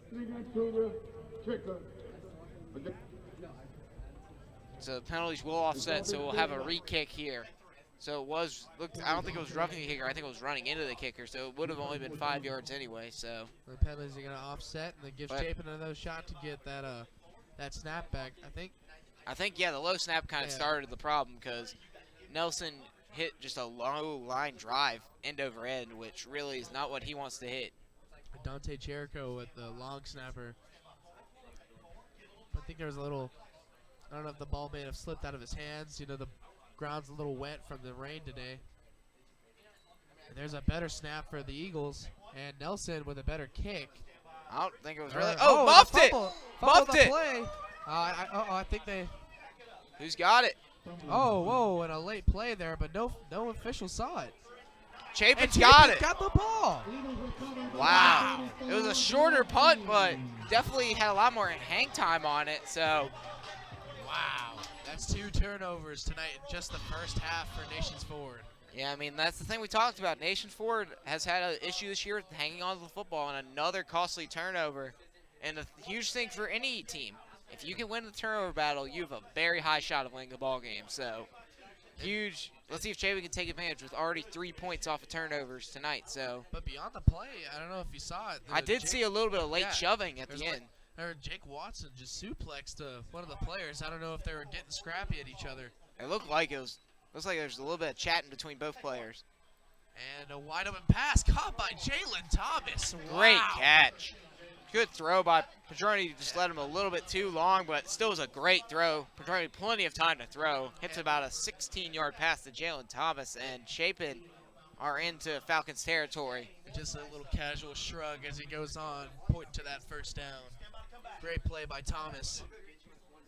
I mean, Jalen Thomas this year, I mean, he's had a very big impact. First year at Chapin. Kind of reminds me of what Xavion Gordon did in his first year at Chapin, his junior year as well. So, give me a hand off to Tyson Thomas. He's got room to run. Flag comes on the play. I believe that's going to be coming back for a holding on the Eagles. Yeah, I think it's going to be on, looks like it'll be on number 21, Jacob Dixon, as you see tight ends coach Cotney going over to Dixon to chat with him about, I think what should be, looks like it was a hold on that end. Yep, holding on the Eagles, so Chapin will now start with the ball at their, I would assume at their own 45-yard line. So a costly penalty potentially here for the Eagles. Don't want that to kill the mood after just getting a huge turnover from a punt. Yep. And a nice catch by Jalen Thomas as well. So now it'll be actually first and 22. So they spotted the penalty at about the 37-yard line. So first and 22 coming up here for the Eagles. And now you're kind of forced to throw the ball now. So, but I don't think anything will compare to that 3rd and 40 last week against Lexington. Yeah, that 3rd and 40, I mean, very costly with a few mistakes there on that play, on that drive. A little hard to convert on that. Yeah, it's going to be a keeper by Padroni. He's going to roll off a blocker and met immediately by number 7, Caleb Starnes. But Padroni able to get about 4 or 5 yards there, so now moves up to about a 2nd and 17 or 2nd and 18 coming up here. Let's see what. About the 43, so yeah, about 4-yard run there by Padroni. So see how Chapin knocks down this conversion. So 2nd and 18 coming up here for the Eagles. Ball on their own, ball on the Nation Forward 43-yard line. Padroni back to throw. And it's intended for Thomas. Oh, I think it's going to be a hold actually on the corner because. Oh, yeah, there's another flag down. And it was right on the matchup between Thomas and the corner, so could be another costly penalty here on Caleb Starnes. Yep, it'll be on. It's gonna be on Caleb Starnes, his 2nd costly penalty tonight. He had the pass interference earlier, and now he's got the holding call. So, now it'll be 2nd and 8. 2nd and 8 come up here, and Chapin's back past the original line of scrimmage, which is huge. Now they can go back to maybe running the ball here. And definitely tonight you've seen a absurd amount of flags just in this 1st and 2nd quarter. Oh, Padroni ambushed immediately. Is he gonna? Oh, he's a man wide open. It's Xavier Short, and it's a Chapin touchdown.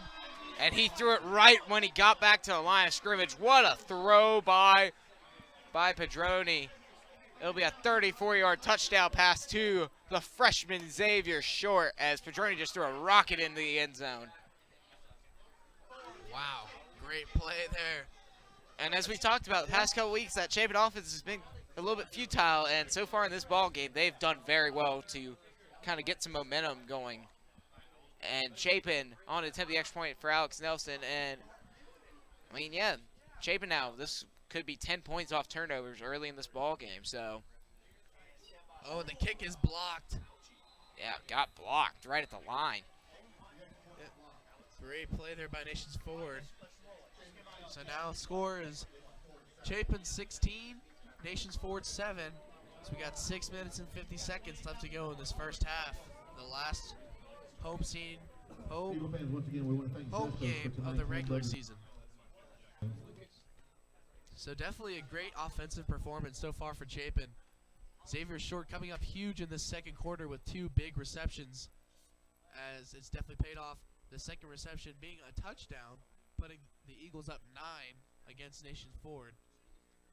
If you're looking at the Falcons, you're definitely going to want to put pressure back on Chapin's defense. You want to get tired, and you want to run the ball and run the clock as well. Yeah, good start offensively tonight for Chapin, putting up 16 points early. Is that they've really needed to get a hot start offensively, and that was huge. So here comes Alex Nelson for the kickoff for the Eagles.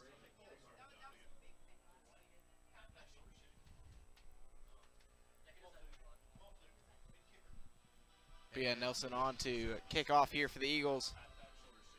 As we have a couple of score updates around the state right now. Currently right now in a huge 4A game, Belton Honey Path, who Chapin played in a scrimmage earlier this year, is up 14-7 on Daniel, and that is for, I think that's for the region title for 4A, I think Region 1 it is. And a great kick. It's going to be a touchdown for Nelson. And the huge thing for, as I mentioned, that Daniel BHP score is that whoever wins that game will have home field advantage for all 4A playoffs. So, Yeah, and that would be huge for either team, because that means you'll have to have South Point or Greer, who have been the 2 powerhouses this year. Daniel third in the Max Preps rankings of 4A for the state of South Carolina. Definitely a must win for Daniel.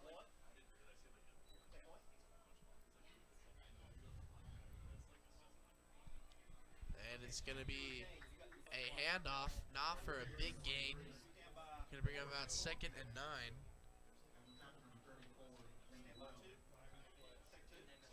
There's a flag on the play here.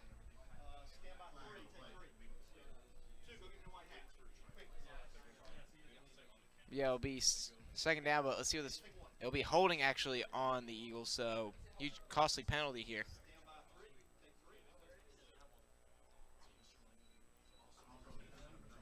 And this is definitely not good for the Falcons. Is it on them for? Yeah, it was holding on Nation Ford. Man, it's got to be tough for. I've already have a poor first half. We don't want to add this on with just about under halfway in the second quarter. But yeah, I mean, huge thing for Chapin is just gaining offensive momentum. I mean,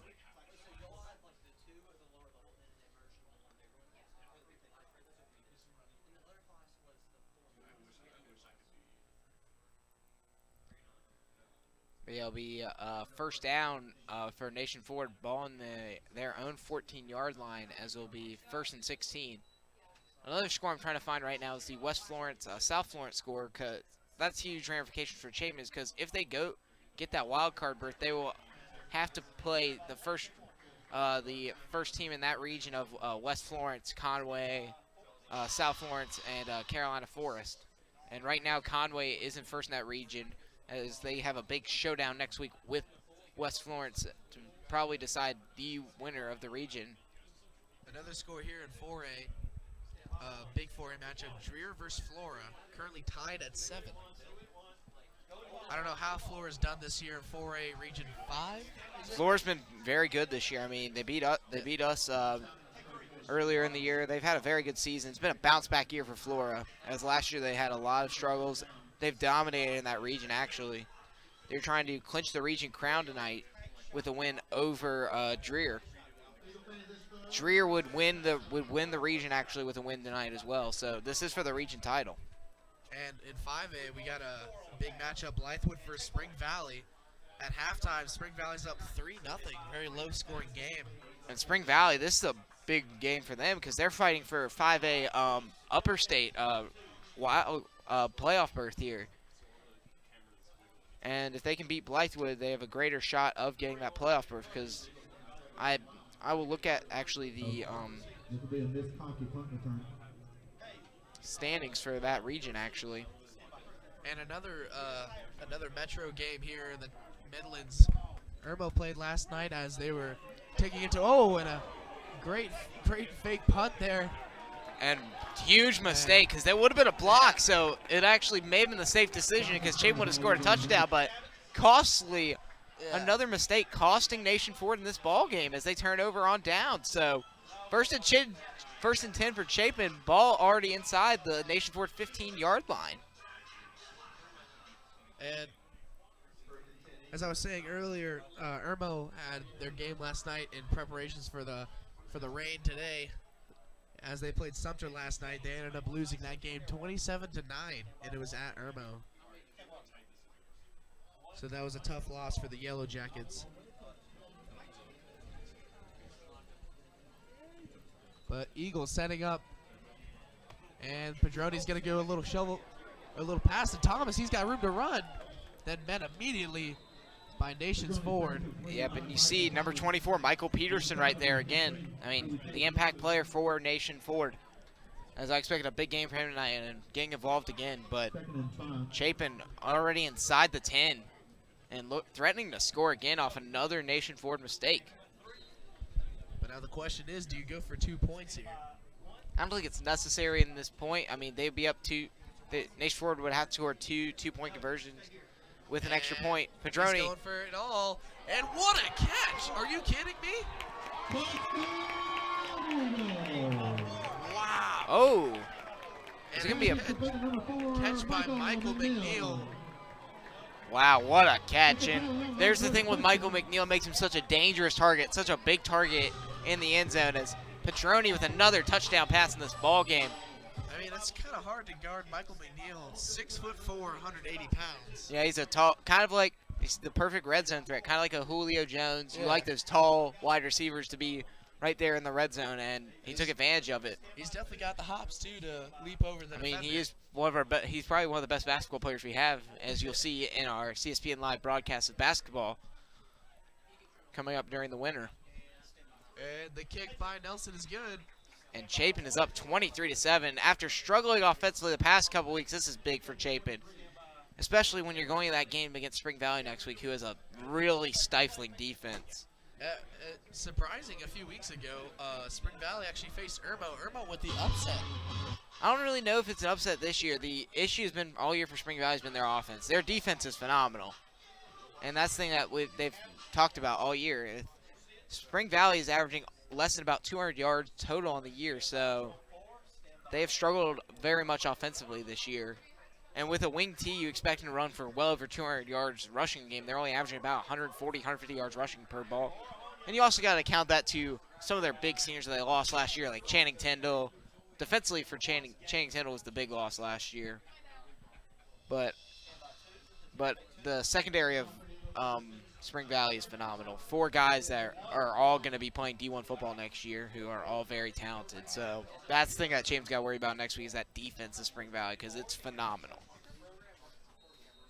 I'd say it's probably, honestly, it's up there with Dutch Fork is probably the best in the Midlands. Because the thing when you look at with Spring Valley, they're able to stop teams usually. It's just their offense cannot help them out enough. As you saw in that season opening loss to Dutch Fork, 63-7, is everyone believed to be one of probably the best games is Spring Valley was ranked 3rd in the state, and Dutchport was 1st. And another fumbled return there. Luckily, it was called for a touchback.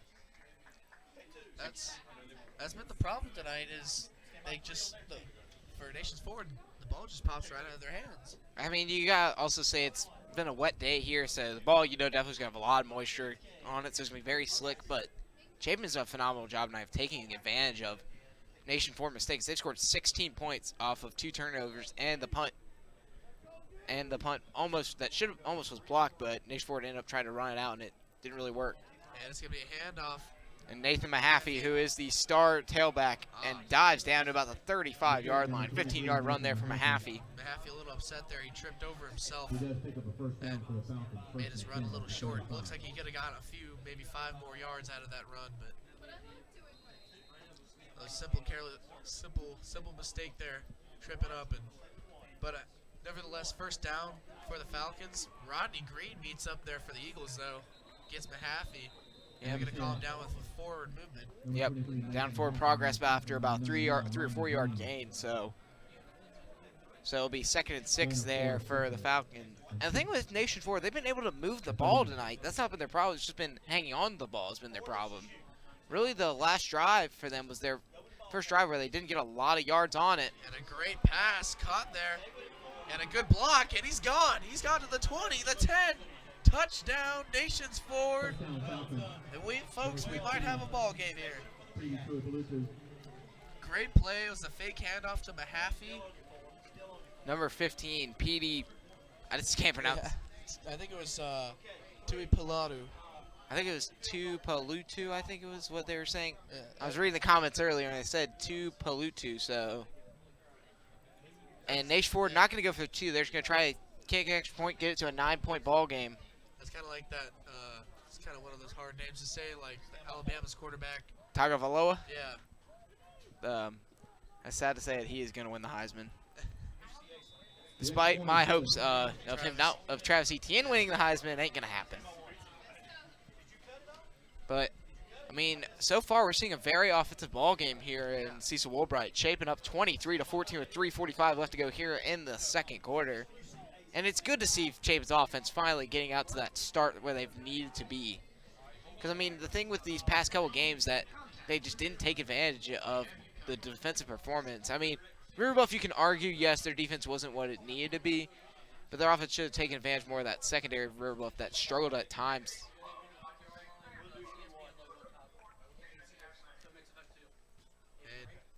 And Chapin now preparing for the kickoff, as I believe this is going to be their first one they've returned for a while, as it's been a bit since Nation Forward put in 7 earlier in this game.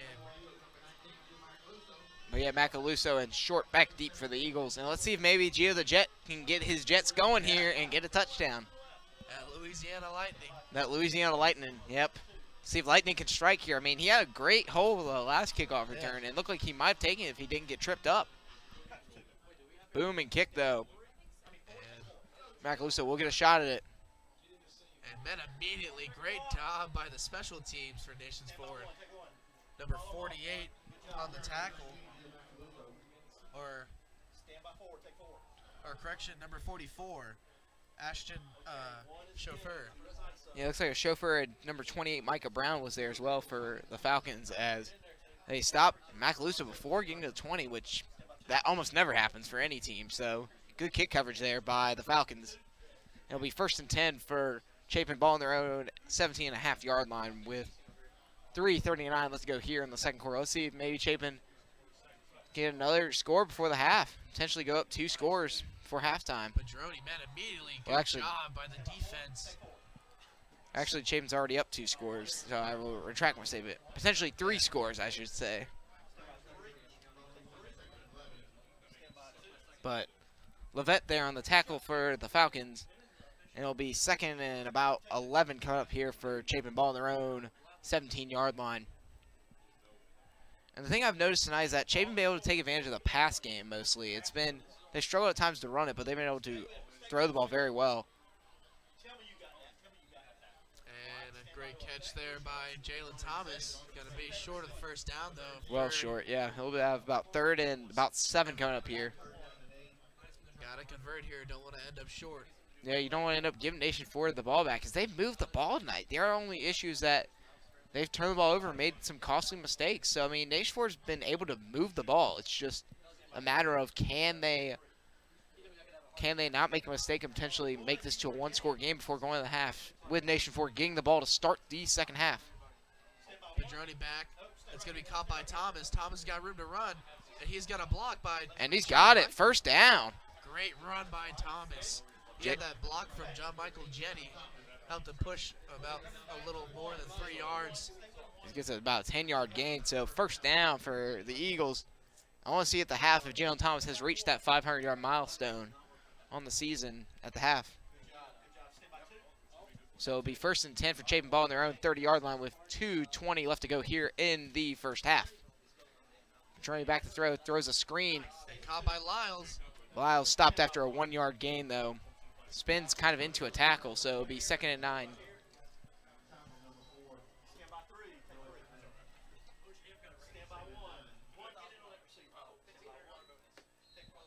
So 2nd and 9 come up here for the Eagles, ball on their own 31-yard line with under 2 minutes left to go here in the first half. And let's see, maybe Chapin just tries to run out the clock.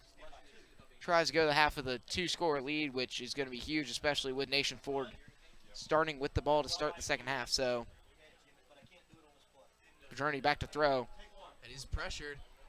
I don't know if he has anywhere to go. He throws it out of bounds. Good call there by Padroni if he got nothing to do.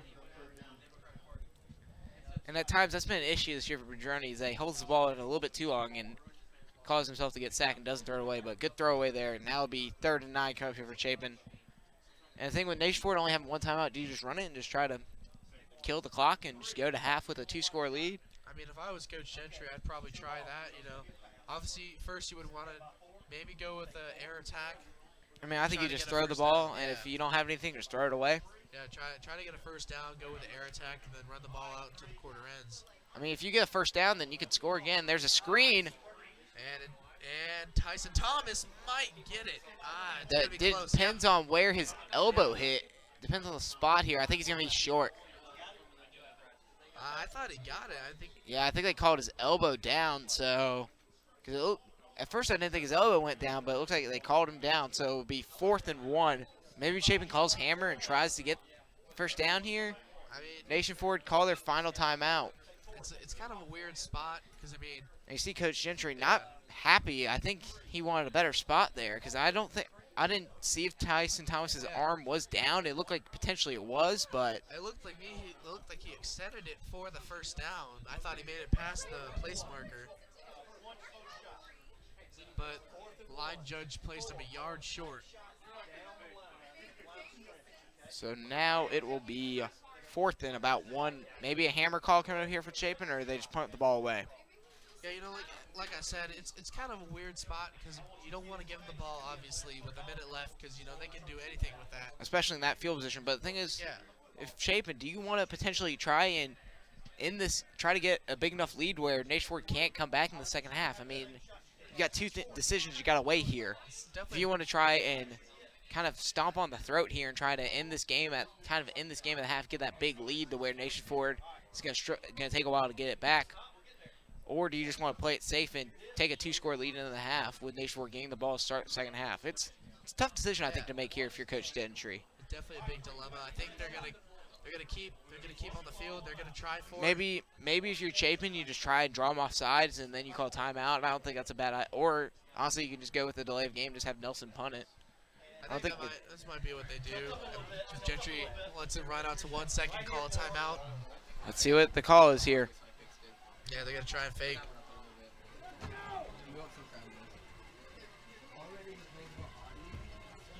Yep. Timeout. Yeah, smart call there by Chapin, I think. Try to draw him off sides. So it looks like they're gonna set out Alex Nelson, and they're gonna see what Nations Ford can do here with 1:16 to go left in the first half. Chapin up by 9 points.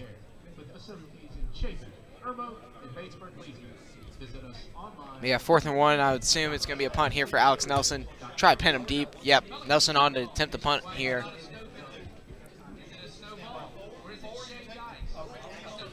So yeah, 4th and 1 coming up here for the Eagles. Nelson's going to try and boot this ball deep, try to get deep enough where Nation Ford may just have to, because you don't want Nation Ford to get the ball back too short, because they do, even despite having no timeout, they can just throw past the sideline, get in field goal range, take a kick, and it's one-score game, and they get the ball to start the second half.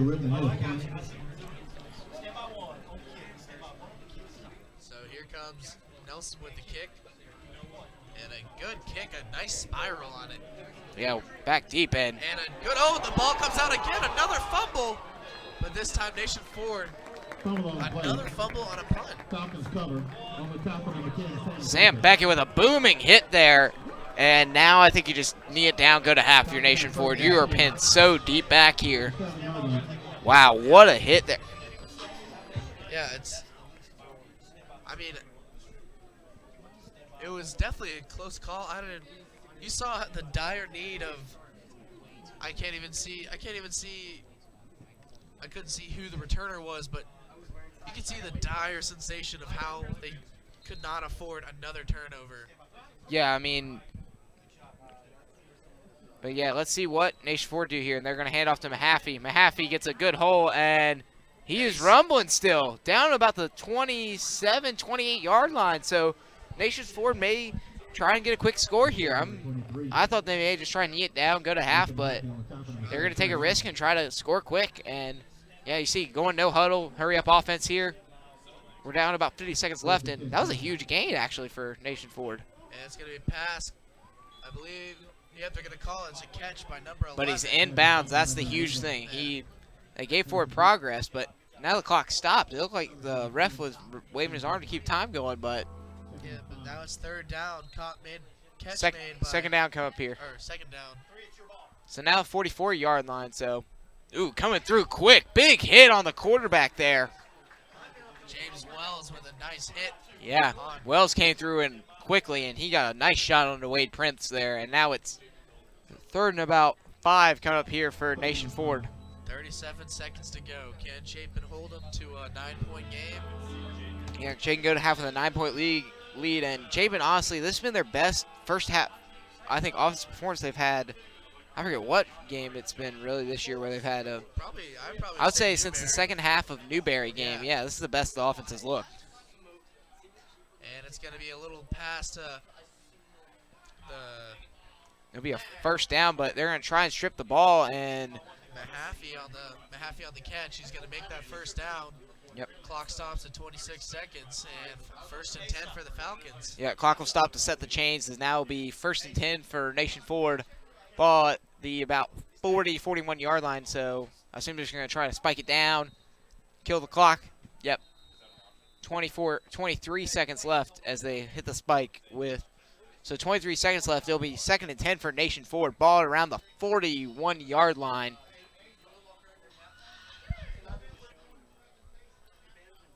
And now let's see what they do here. Prince with the snap.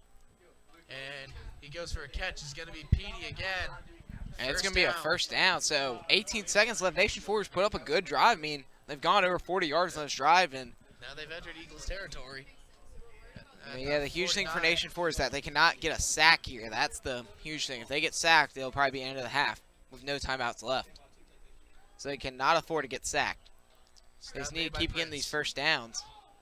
And it's going to be thrown out of bounds. I don't know if he was pressured to throw it. Yeah, he's pressured. There are a couple Eagles there. I think I cannot see which Eagle it was that looked like it was number 30 for Chapin. Noah Rankin on the pressure. So it'll be with 12 seconds left, 2nd and 10 from the Chapin 49-yard line for the Falcons. So I think here you just try to get field goal range. And a good coverage by Jalen Thomas. So you don't normally see Thomas playing defense. You see him mostly on the usually you see Thomas's little brother, Jordan Thomas, usually is the one in coverage usually. So now it's 3rd and 10 coming up here for Nation Ford now he's got to throw a Hail Mary and try to score here because they're not going to have enough time to throw and then have a kick. So this will be our final play of the half, and it's gonna way be underthrown. Underthrown, intended for number 11. And they're Harrison given Cohen. 1 second left. Wow. So they just stopped the clock in time. So 1 second left. So there will actually be one more throw before the half.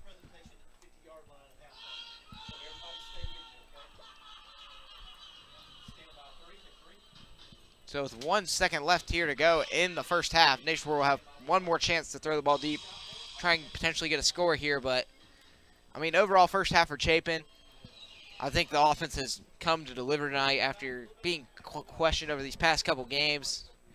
And a great pressure by number 30, Noah Rankin. And a pass is bobbled up. Taylor Lehman almost with the interception. Prince hit hard on that play, and he's not coming back up. And here comes the trainer. Yeah, he took a shot in that play. No flag was thrown for roughing the passer either. Yeah, great pressure that were brought by Noah Rankin as we end the half maybe on a bit of a sour note here with Prince down on the field with Chapin up 23-14 here at the half. Great hit there by Rankin, but you see, you hope that Prince is okay there because he took a shot. But so far, great offensive performance from both teams, Chapin and Nations Ford. Obviously, Chapin on the better end of that offense as they put up 23. Definitely a score we haven't seen from the Eagles in a long time since the beginning of the season when we're putting up, 20 to 30 points a game. But it's good to see that offense coming back again and the defense holding Nations Ford only to 14 points. Nations Ford, however, if they want to come back to this game, they're gonna have to, they're gonna have to take some risks. They're gonna have to hold the Eagles' offense. And I mean, obviously, it's definitely And you hope that it's an easy comeback. It's an easy comeback. Wade Prince is still down on the field, and that's gotta be concerning. Thing is, though, if you lose Wade Prince, now what do you do with the passing game? I think their other quarterback they have here on the roster is number 20, they have number 14, Gabe Hewitt, and also, I think it's just Gabe Hewitt. I think that if Prince is out, we'll most likely be seeing 14 under center. But yep, we will be going to half, and we'll be back with you at the start of the second half with Chapin up 23-14 over Nation Ford.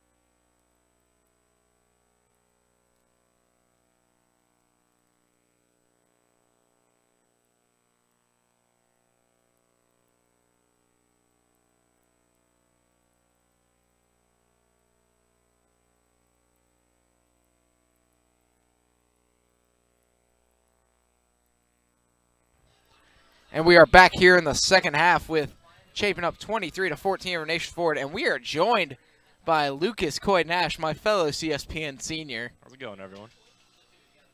Lucas, how do you feel so far about this game tonight? I think Chapin's playing great. They've got key turnovers, and I think they're capitalizing when they need to capitalize. So you work more with the actual video, like editing for the actual YouTube channel with Chapin with CSPN. Yes, I do. What has been your biggest challenge this year with it? I think the biggest challenge has been patience with it. I mean, it's very different because I used to work up here in live production, and I used to work over with the camera people, so I'm used to patience not being an option. So you have to get stuff out now, and now I have to get used to being patient with filming. see, a bit of a backstory here. Me and Lucas have actually been doing CSPN on and off since our freshman year. Yes. Originally, me and Lucas worked together on the cameras, Yes. and then So I've been doing it since 8th grade. I started on camera under Michael Jameson, good old Michael. and then I came up and worked on the TriCaster until this year, and this year I moved over to post-production. That's pretty. It's pretty incredible. Yeah. So tell the crowd out here what videos to expect on CSPN over these next coming weeks. 'Cause I heard we've got a lot of videos coming out. Yes. So we're starting to do student spotlights. So we're going to do interviews with students and put them on the YouTube. So right now we just finished one with Pearson Wiley. That one's coming out soon, Hey. and we have a couple more lined up. And I'm going to try to get a video, like the flight that I do for football, out for as many sports as I can. Even lacrosse. I'll try my hardest for lacrosse. Lacrosse actually is high on the list for what I want to do. That's very. Thank you, Lucas. Very cool. You're welcome. Mahaffey's got a big gain, and he might be gone. Oh wow, he's going. He's got the 30, the 20, the 10, and a silence to the crowd. Wow. And we have a game. Nathan Mahaffey, that's his 12th total touchdown of the season, and that man's a phenomenal football player, I'll tell you that. And wow, you see Nation Forward coming down 23-7. Now just 3, maybe even 2 points away. And they'll be on to attempt the extra point here to put it to a 2-point ball game. And the question of the second half is, will we see Wade Prince? And I highly doubt that we will. I mean, he looked like he took a rough hit at the end of that first half, so I don't think we'll see him back in this ball game. So let's see how his backup will do the rest of this game for Nation Forward.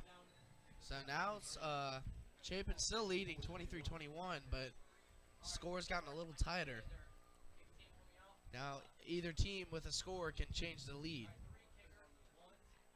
But yeah, continuing on with Lucas, with doing the flight for every sport, which sport would be the most challenging for the flight? I think sports in the arena, such as basketball, will be a problem.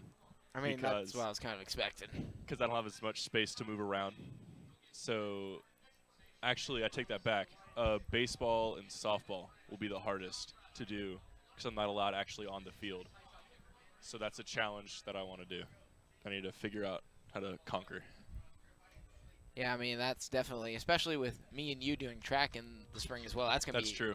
You're gonna have to do multiple different sports at the same time. Spring will be busy for me, but spring is always typically one of the most busiest times for Chapin athletics, as we have multiple sports going around, such as track. We've also got baseball, we got softball, we got lacrosse for boys and girls, and I'm trying to think what else we have in the spring. Isn't men's golf during spring as well? Men's golf, yeah. Yes, men's golf is during the spring. So spring is always, a busy time. So I can only imagine how busy it gets for you. Yeah. The winter months will be down. Winter months will be a downtime. And here's the return here from Gio the Jet Macaluso, and he's got a hole, and he is going to be taken down about the 35-yard line. Great return there from Macaluso. So Chapin will have good starting field position for this next drive. So Lucas, out of all these now 5 years being, filming and stuff, not only for us but for Coach Spate, how does it feel to eventually move on to college now and leaving this chapter behind? It's sad. I'm not gonna lie. It's a bittersweet moment because I'm excited to move on in life, but I'm also sad to leave the program that I've seen go up and down through the past 5 years. But I'm leaving it in good hands with Carter Burns and Asa McMeekin, and I'm confident they'll do a great job. I mean, definitely. And the thing about it is, like, when me and you started as freshmen, I mean, this place is a whole lot different. I mean, Oh yeah. the production value that has been changed so much over these years, it's just gone up every year. Yes, it's crazy to watch it get to the level it's at now. Because watch back to when we were freshmen, I mean, mostly it was just the broadcasts were nowhere near as like sophisticated as they are now. I mean, we didn't have stand-ups before every varsity home football game. We didn't have. I don't think we had microphones. When I started, it was a 7-man production. There was only 7 people up here. Because yeah, it was Tripp. Because it was Tripp, Jacob Kibler, and Mario took care of all the commentary. Yeah. And then 3 cameras and Michael. And then yeah, when it was my freshman year, I was the only other camera person we had, so I was the only real addition we had. It's crazy to see where it's at now.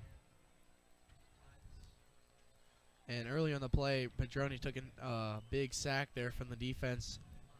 Nation forward not pressuring here on 3rd and long for the Eagles. Yep, 3rd and long coming here with Chapin Pedroni with 3 wideouts to his right. Good block there by Thomas. Oh, and the ball's out on the play. And I think the Falcons might have recovered. I have no idea. It seemed to me as he tried to check his throw there. Yeah, he tried to throw a pump fake in. I mean, yep, Falcons turnover. Man, that is, wow. Nation Ford has an opportunity here to take the lead quickly into the second half. And Noah Temez on the fumble recovery for the Falcons. Now brings first down in Eagles territory, about the 26-yard line. Falcons could strike and change the lead. And now you kind of question that decision from earlier about not going for it to end the second half for Chapin, is that you maybe try to get more points up, but now Nation Ford has an opportunity to take a lead with a scorer here. And a little weird snap, a fumble on the play. Oh, picked up by Mahaffey. Mahaffey's just been phenomenal this ball game. I mean, he earlier had a carry where they fumbled it. He was able to get 5 yards out. This time he gets about 10 off a fumble. Looks like they might be. Oh, no, they're going to be just short of moving the chains. 2nd and about 1 now for the Falcons. And you see it's backup quarterback number 14, Gabe Hewitt, in to start the second half for Nation Ford. As early as we said, Wade Prince, who took that hard hit, I believe he's with the trainer. I don't even see him on the bench. He might be done for the rest of the game. Ooh, and a tackle there. No face call mask. I believe they were looking for it, but great play defensively for the Eagles. Going to bring up 3rd and about 5. And you know who made the tackle? Giovanni Macaluso. The Italian Stallion. I forgot about that nickname, too. Too many nicknames for Mr. Macaluso. He's another CSPN alumni. He is. Freshman year up top. He used to work camera for us. Yeah, I remember. Me and him were the only freshmen we had. And going deep, wide open. I don't know if he got it in. He did. Seemed to me as he got a foot in. That was number 15. PD Tui Pulotu. We had the pronunciation at halftime, and we still are probably going to struggle with it. Just forewarning everyone, I'm sorry about that, but nonetheless, Nation Ford now taking the lead, scoring about 14 unanswered points so far. And here's the extra point about to be on the way for Nation Ford. And it is good. And Nation Ford have quickly, with 3 minutes already into the second half, have turned the tables, and they're up 28-23. And I assume Nation Ford had a very impassioned halftime speech talking about the mistakes that they made in that first half.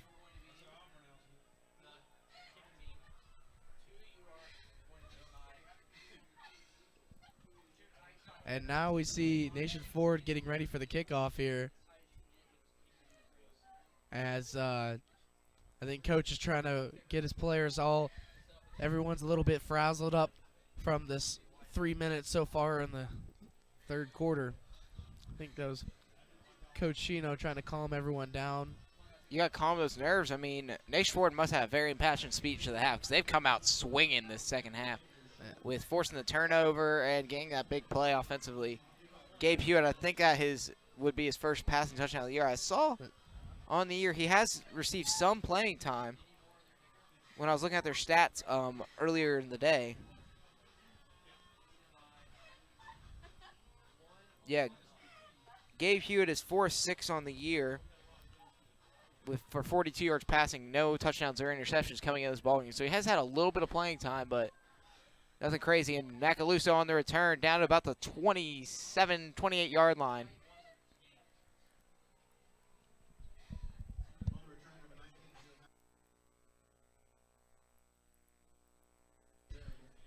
All right, so 1st and 10 for Chapin. Ball at the about 28.5-yard line coming up here.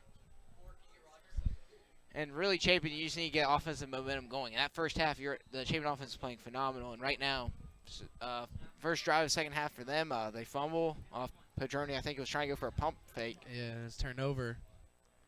He goes to a screen to his favorite target, Jalen Thomas. Thomas with a decent gain, just short of moving the chains, however. Yep, about 9-yard gain there. Currently dominating over Woodmont, 28-7. TL Hanno's I think, is probably the best team in Upper State of 5A this year. So I think they'll give Dutch Fork a tough matchup, especially with USC D-line commit Zach Pickens leading that TL Hanno defense. That's been very solid all year.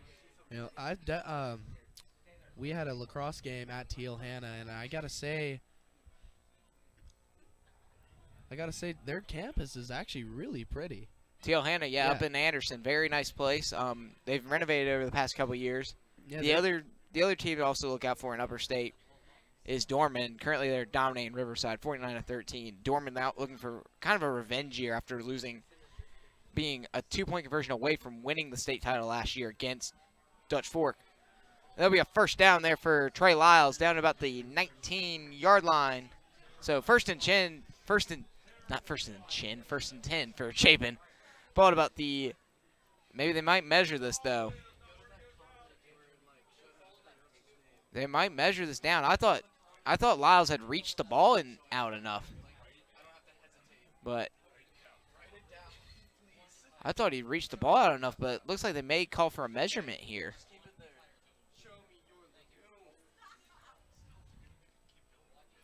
But yeah, let's see what will happen here. I think they might bring out the chains for a measurement. But I'm really intrigued by that spot because Lyles reached out to about the 19-yard line, but they didn't give it to him. You see Coach Gentry is not happy on that sideline with that spot. Yep, the chains are out, so let's see what happens here. Looks like, yeah, they're going to bring out the chains to measure. So, yeah, huge 4th down here for Chapin. If they get a first down, it would be huge for their offense.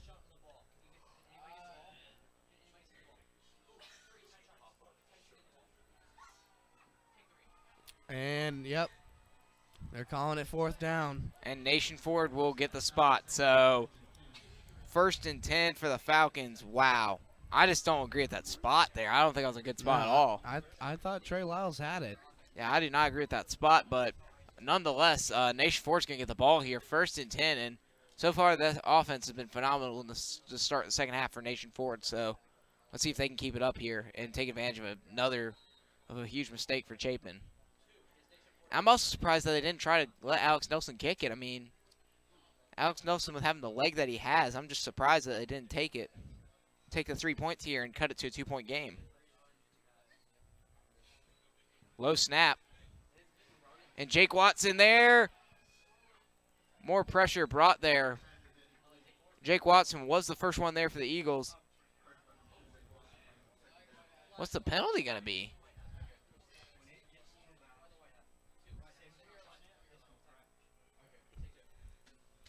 I have no idea. It was a late flag. What did they just call?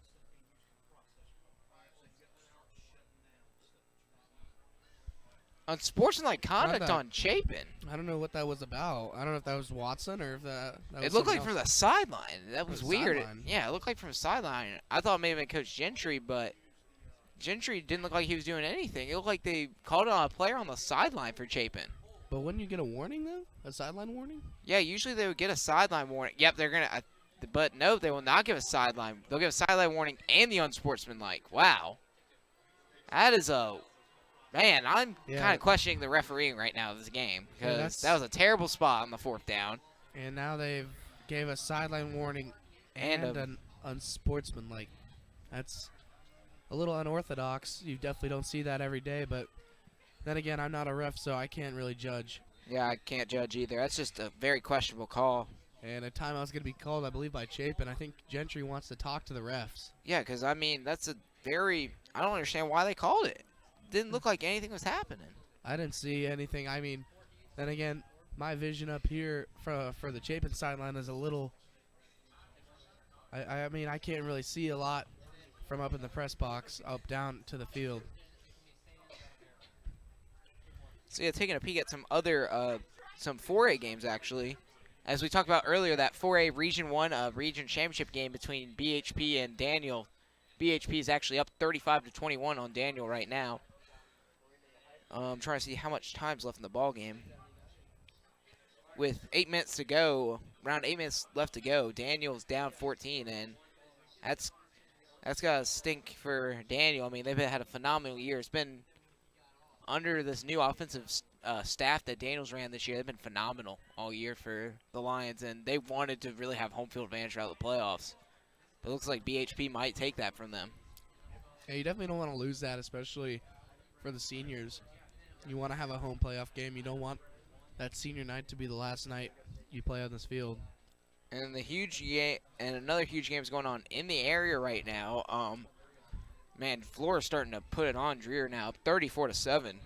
Falcons looking to finish off and win the region title at the start of the second half. Flora's up 34-7. So impressive performance tonight from the AC Flora Falcons. Let's see if Dreer maybe can respond to that second half in that ball game. It's going to be another handoff to Mahaffey on the side. Mahaffey spins off a tackle, flag down. I think it's going to be a hold. And taken down by Kaim Christie. I think it's going to be a hold on Nation Ford. Yep, it's going to be holding on the Falcons. So now it'll be first and about 20. It's going to be huge for the Falcons to convert now. I mean, we've seen it's kind of been a theme for Chapin this year. Second half of the games kind of seem to get very chippy on both sides. Yeah, you know, both teams get tired, and the little things will irritate them and also will hurt them in the end because all those penalties will add up. And I believe Lexington, by the end of the first half, there was over 70 yards worth of penalties from both teams. Yeah, but I don't think this is, compared to last week against Lexington, I don't think this has been as bad penalty-wise. It's just, I think with Lexington, though, it was a lot more sloppy penalty. Oh, and a great sack. Wow, a blind side. Let's see who that was. Number 90 for Chapin. That was Coleman Drag on the sack. Wow. The little brother of Jacob Drag with a big sack there, and it was a blindside sack, so that Nation Ford quarterback didn't see him coming, and he gave a big shot there. So 2nd and 25 come out here for Nation Ford. Huge sack for Chapin to get the momentum back on their side. And especially after having that 1st and 10, or 1st and 20, my bad, on that. They're going to go with the air attack. Almost intercepted. Dangerous throw there as Giovanni Macaluso about had the pick. That would have been even more better for Chapin as they're going to sub off. Here comes Noah Rankin, Josh Lloyd, Cooper Evans, Trey Lyles. Looks like a dime defense coming in here for Chapin. Just try to protect the pass. I mean, it's 3rd and 25, so I don't think you're calling a run here. And you're going to look for the speedy guys. I mean, despite Nathan Mahaffey, who's been phenomenal all night for Nation Ford, I would assume it's going to be, no, they actually handed it off. Mahaffey. And he's got a huge hole. Oh, wow. And he's going to get that 1st down. Wow. I'm not surprised about the call when they saw the defensive team switch around. So, great call by Nation Ford. And Nathan Mahaffey continuing this phenomenal ball game. And obviously, Stogner not happy. Oh, definitely. I mean, you definitely know Coach Stogner's got to be angry, giving up a 3rd and 20, kind of like what happened a couple weeks ago at River Bluff, where they gave up a 3rd and 25, much similarly to another phenomenal back in Braden Walker. So, a tackle there by, I believe that was Dante Cherico. Gonna bring up a 2nd and 8. Man, that was a tough play to deal with for Chapin. But yeah, 2nd and 8 coming up here for Nation Ford. Ball on the Chapin 49-yard line. Chapin's got, man, that 3rd and 25 may come back really to bite Chapin. And a caught pass made by number 15. Number 15 on the catch, PD 2E Palutu.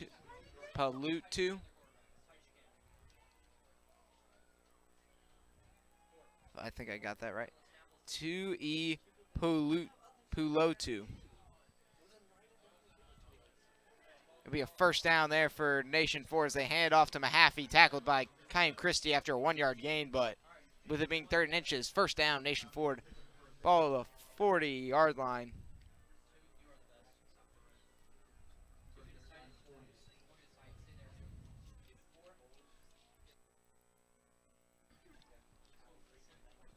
So, yeah, 1st and 10 coming up here for Nation Ford.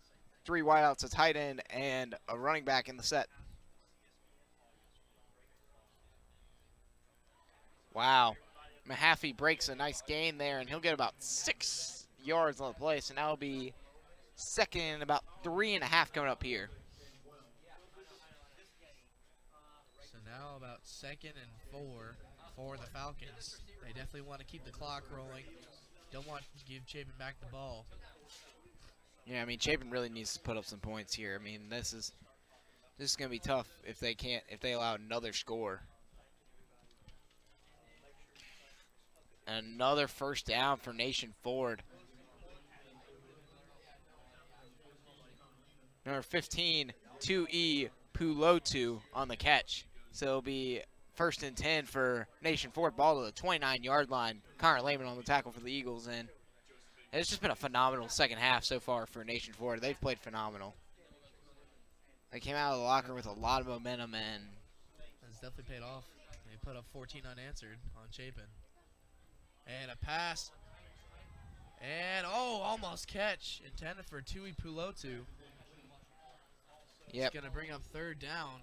Gabe Hewitt with the attempted pass. So it'll be 2nd and 10 coming out here for Nation Ford. And here comes Rodney Green substituting for Coleman Drag. Yeah, I mean, the thing we talk about Chapin's D-line depth, it's just so – it's the next man up mentality that Coach Gentry's placed on this team over his time here at Chapin, but still, it's got to hurt losing your 3 main D linemen. And losing one for good next year after Jacob Drag graduates and goes off to Wofford. And I think the thing for Chapin is that just make sure that Connor Lane you don't need to rush back Connor Law or Garrett Height because they got plenty of football left ahead of them. And Rodney Green coming out, but he just missed the tackle. I believe that's going to be Dante Cherico who led that tackle. Yep. Going to bring up, I believe, 3rd or 4th down. I definitely want to see Nathan Mahaffey's stats at the end of this ball game because he's definitely going to be closing in, I think, by about 2 to 250 total yards by the end of this ball game. He's definitely been one of the best players to watch tonight, running the ball for. Well, I'd say over 100 yards on the day because yeah. he had an 80-yard touchdown run to start the second half. So I would probably go maybe even 200 yards. And it's going to be a roll to the right. Good pressure brought there by Chapin. So now it's 4th and about 6. If Chapin can manage to get off the field with allowing no points, or I think 3 points here would be huge for Chapin. Still keep it a 1-possession ball game, but they just really need to get off the field defensively, get their defense some rest, and hope the offense can put some pressure on Nation Ford. I believe that was Mahaffey who was the intended receiver. Just overthrew him.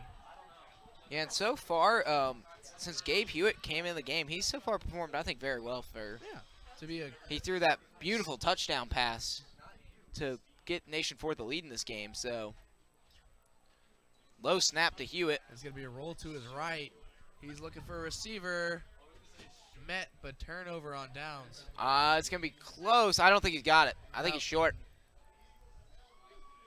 Yep, and it will be a stop for Chapin. Caught was made by Nathan Lovett. But huge stop for Chapin as they get off without allowing any points. So, you know, Coach Steiger's not going to be happy about that 3rd and 25, but he's going to be happy and they didn't end up allowing any points on that drive. And now Chapin has the ball, down by 5 with 2 minutes and 55 seconds to go left in this third quarter. Points need to be scored by Chapin now or never. It's a dire need. We got 1st and 10 coming here for Chapin, ball on their own 20-yard line. So pretty much it was like almost like a kickoff almost. Start from their own 20. It's going to be a high snap, hand off to Tyson Thomas. Thomas got a nice little hole and good cutback. Gets about 6-7 yards there on the play. Good little cutback by Tyson Thomas.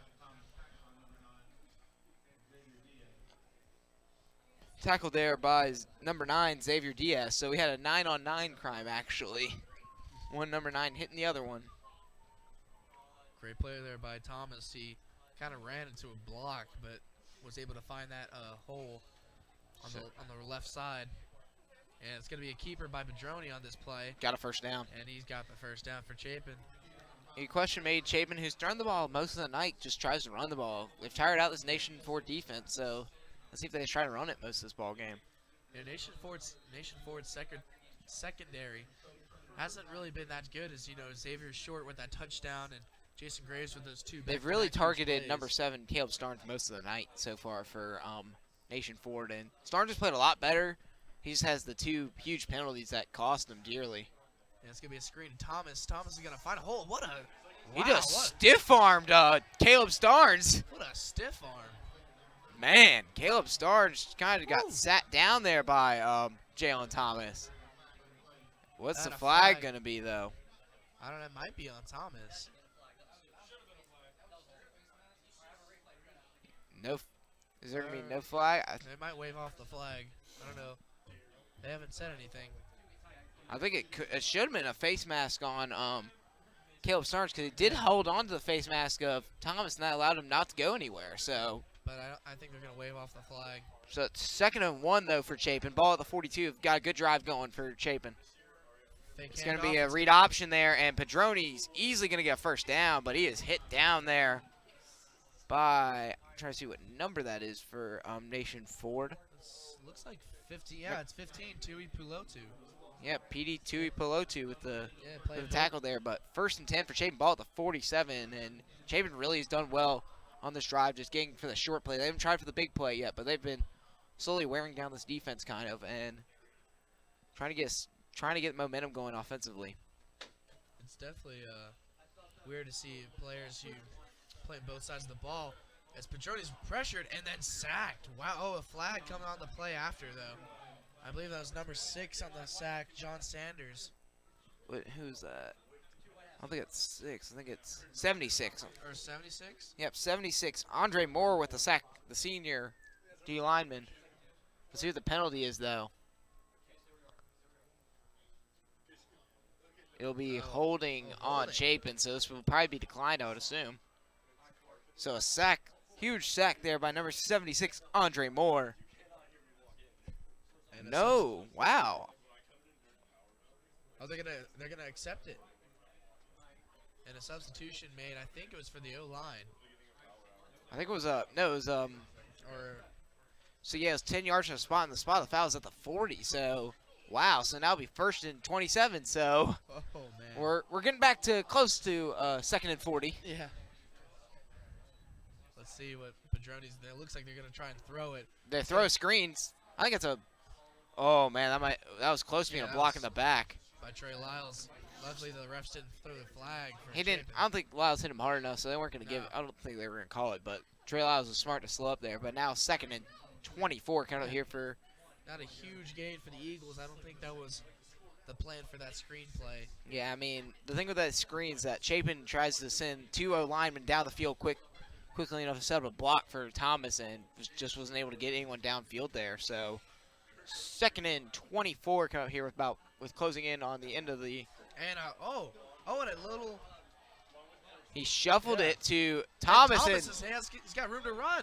What a play by Tyson Thomas. And Roger Pedroni. Kind of was like almost a handoff there. So right when he was going down. So instead of another sack, Thomas will get it to 3rd and 13 now to end the third quarter. So Chapin able to make it a much more manageable 3rd down compared to what it looked like it was going to be. So Yeah, great play there by last-second play by Padroni before he got sacked there.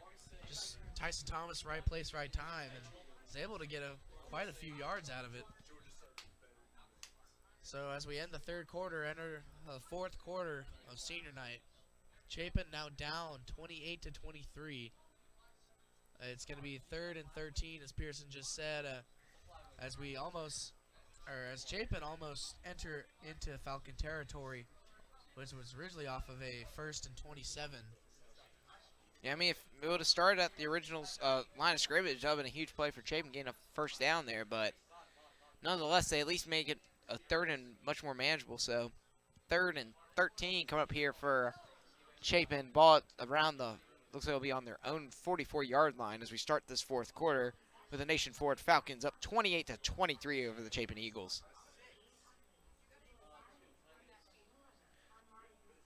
See if we have any more score updates from around the state.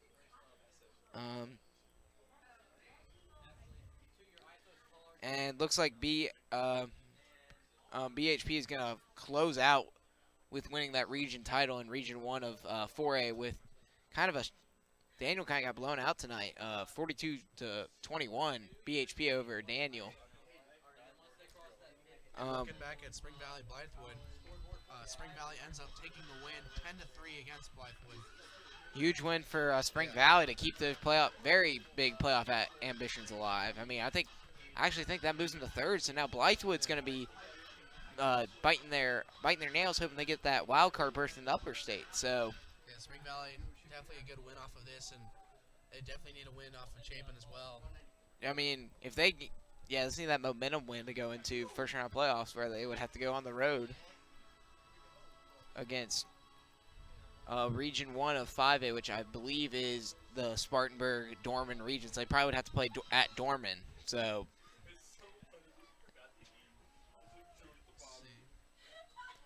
it's going to be, Padroni's going to scramble, and he's going to pass it. Wow. Wide open. And he got it. 1st and 10 for Chapin.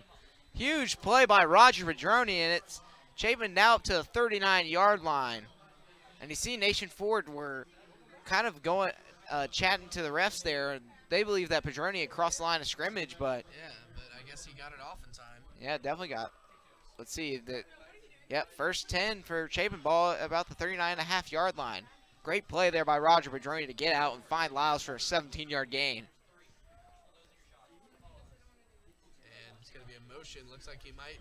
Yeah, they're going to roll a screen. It's going to be Xavier Short. No, it's a backwards pass. And wide open. Jason Graves. It's caught and just short of a touchdown. What a trick play called by Chapin as Graves tackled at the 1-yard line. There's a flag. Is it going to be roughing the passer too? Because, I mean, definitely was a backwards pass too short. So, no, it's a hold on Chapin. Wow. Man, that's a heartbreaker right there. Chapin, I thought it made looked like it was a brilliant play call.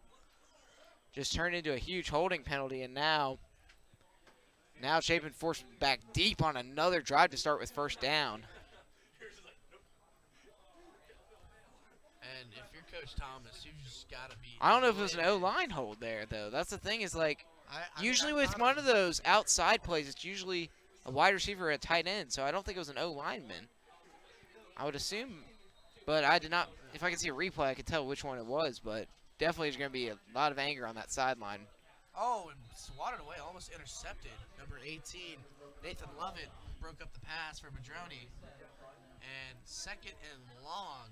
Now, maybe even, no, it's going to be 2nd and long. 2nd and 24, I would say again. So we're back to square one where we were a few minutes ago with 2nd and 24 for the Eagles. Last time we had 2nd and 24, though.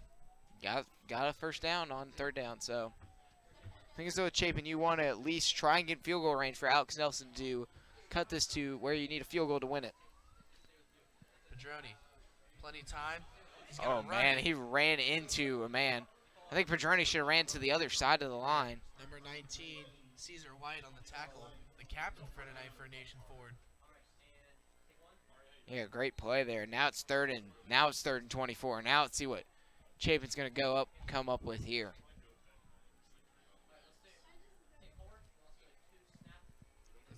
might be going to, looks like they might try to go to Xavier Shorter. Jason Graves maybe. Yep. Pedroni in the shotgun with 3 wideouts. It's going to be a fake handoff to Thomas. Pedroni forced out. He's got a man and intercepted. Nation Ford. What a huge defensive play. Number 24, Michael Peterson. His with third the interception of the year. Michael Peterson, phenomenal player at the linebacker position. He's just been everywhere on the field tonight for Nation Ford, and costly mistake for Chapin. And can Nation Ford take advantage? And remember how I talked about earlier, turnover battle? Yeah. Nation Ford, now it's 2-2. So Nation Ford are even in turnovers. And it's really reflected because they've dominated the second half. It seemed like it just flip-flopped. Chapin. I don't know what happened at the half. It just seems like Chapin's come out sleepwalking almost.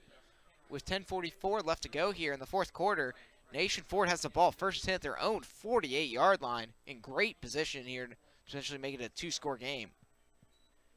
Motion there for Nation Ford. They're going to look wide open. Dropped. But dropped. I believe that was Caleb Starnes, the intended receiver. Just dropped the pass in and out of his hands. There was a little bit of traffic too. Looks like Michael McNeil maybe could have snagged an interception. That honestly was not a bad throw by Hewitt. He was right in Starnes' hands. Starnes just dropped it. So huge break there for Chapin. So 2nd and 10 for the Nation Ford Falcons at their own 48-yard line. Snap could be handoff to Mahaffey, and Mahaffey tackled down after 2 yards, though.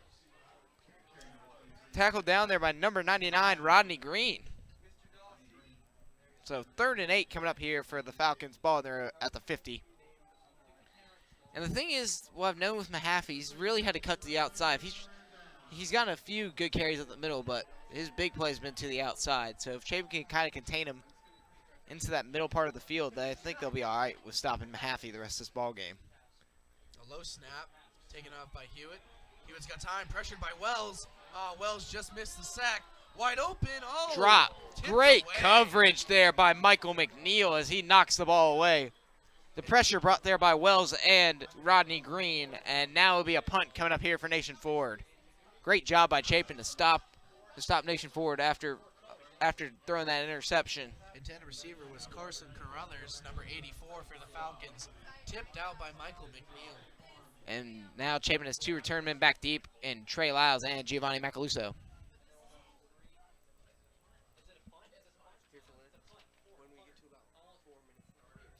Oh, high snap! Wow, oh my gosh! Nation Ford just threw a high snap and wow, Chapin's got the ball at the Nation Ford 17-yard line. What a shocking turn of events here. Nation Ford looked like they were about to put Chapin down deep. Nation Ford now Chapin gets the ball at the Nation Ford 17-yard line. Wow, what a turn of events we have here at Cecil Woolbright. It just looked like Nation Ford had kind of taken over this ball game, and possibly the costliest of mistakes in this ball game. Wow, now Chapin are leading the turnover battle, 3-2, so huge mistake. So 1st and 10 coming up here for Chapin, ball at the 17-yard line. Read option there, and Pedroni will be tackled when he ran up the middle down to the 16-yard line. So 2nd and about 8 yards coming up here. I'd say 2nd and a long 8 for Chapin, ball at the 16-yard line. And huge momentum play on that snap over the head of the punter for Nation Ford as Chapin looks to try and take the lead back in this ball game with 9:20 left to go, with Nation Ford up 28-23 on the Chapin Eagles. Pedroni takes it up the middle, and he is tackled down at about the 13.5-yard line. So now it'll be 3rd and a long 6, I would say, here for the Chapin offense. So about 3rd and a long 6 coming out here for Chapin, trying to score a touchdown here to get the lead back in this ball game with a little bit under 9 minutes left to go here in the fourth quarter. Let's see if this O-line can give some time to Pedroni here.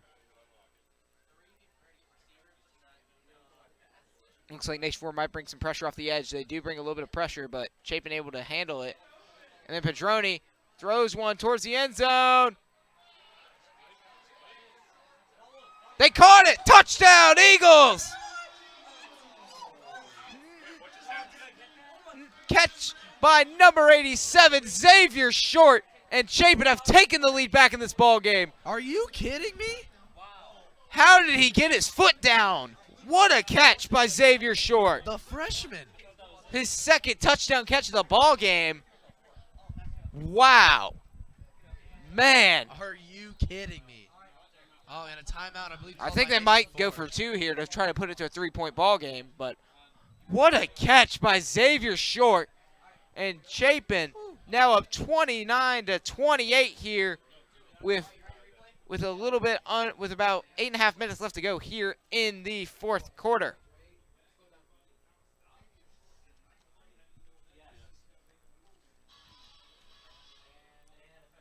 But what a play there by Xavier. Let's get a replay. Let's get a replay of what happened a couple plays ago with the Xavier Short touchdown. Wow. I just can't believe he made that catch. That was just an insane catch by Xavier Short, the brother of Braden Short, who was a phenomenal defensive player for Chapin. But what a catch by the freshman Xavier Short, as he has gotten the lead back for Chapin. And we're watching the replays up here in the box right now. So here comes Padroni rolling to the left, and he's throws a prayer and it cuts short. Yeah, it cuts short. Kind of like cuts here at the end. I don't know what happened. We can't really see how he got his foot down. But he was covered by 2 defenders. And looks like they're going to go for 2. Chapin's going to try the 2-point conversion. Try to get this to a 3-point lead. I mean, that's smart strategy here. And they might pull out a hammer. They're going to roll. Oh, wide open. Maybe. No! Way under. He underthrows his man there. But Chapin with the lead in this ball game, 29-28, and just, wow, what a Jacob, touchdown catch still by Xavier Short has me baffled. Jacob Dixon, the intended receiver, wide open. It was a great design play. Padroni just underthrew it. And Chapin now only with a 1-point lead. Now all they got to do is, if Nation Forward scores, they got to score. But the main thing, no more points if you're Chapin. And we have some finals to report on in Class 4A on the day. We have a couple of finals to report. BHP did finish off Daniel, winning 42-21. So BHP will have home field advantage for all of the 4A playoffs, which is huge. Flora continuing to dominate Dreer, up 41-7. In the upstate, Pickens beating Palmetto in what is a huge game to possibly save a playoff berth for Pickens. So they've got a lead up there, 29-27. An update on some 5A scores as well that I'm getting here. TL Hanna did finish off Woodmont 41-7. So TL Hanna's got a lot of momentum going to the playoffs. Sumter earlier in the day beating Irmo 27-9, as Sumter takes advantage and takes all the momentum of Region 4 and 5A into the playoffs. And a booming kick here by Alex Nelson. He'll take it actually right at the goal line and take it down right at the 20. Number 5 on the return, Jason Pugh, gets it about the 20-yard line, and now the Falcons, they got to fight back. They put up those 14 points, and Chapin finally struck back and took the lead right from their hands. And now it's in a more dire situation because we're in the fourth quarter now with 8.5 minutes to go. And a crazy score I've just seen. Hillcrest and Malden playing in the upstate. The score of the game is 6-2 with a minute left to go in the fourth quarter. We thought the Spring Valley Blytheville game was a lack of offense. I think that one is just overtaking it. That was you don't really see a 4-point lead, at least a 6-2 4-point lead. Looks like we're looking at a baseball score almost. Yeah. But yeah, other scores in 4A. James Island up on Wando right now, 28-25. Wow, really? Yeah, Wando. Both these teams have struggled a lot this year. James Island only 2-6, Wando 3-5, wow. And Chapin. Those are going to be some teams Chapin has to fight for that lower state playoff berth with. So, if Chapin as long as they have a better overall record, it'll definitely help them out.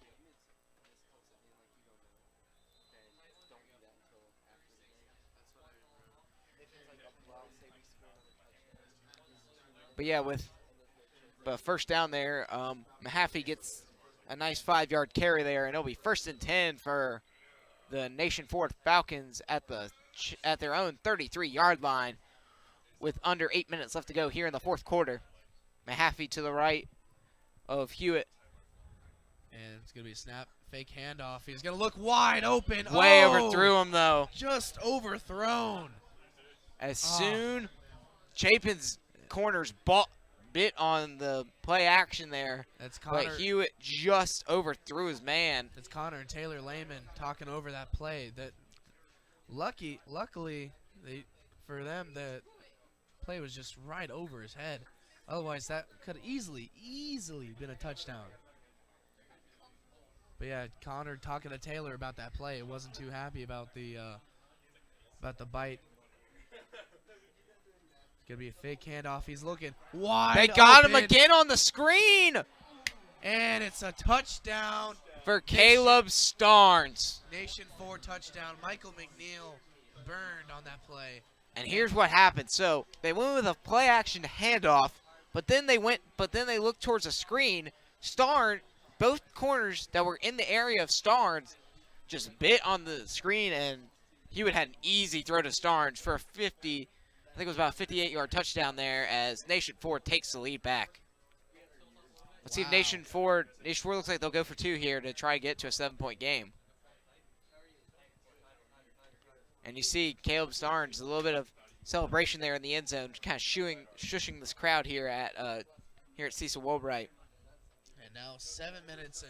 They're going to go for a play action. And caught. 2-point conversion. So Nation Ford up in this ball game, 36-29 with 7:23 left to go. Man, all that momentum Chapin just took, gone. Gone, just like that. That's just the game of football. You know, you can have a game like this where it's back and forth. You know, one team can get all this energy off a big play, and then just like that, within a minute of game time, it's gone. Yeah, I mean, that just a huge play there from the pass from Hewitt to Caleb Starnes. And I'm surprised Chapin didn't change anything. Both their corners bit up on the play action earlier on the play before, and then they called play action again, and they bite. But, man, huge touchdown as now Nation Ford up 36-29 with 7:23 left to go.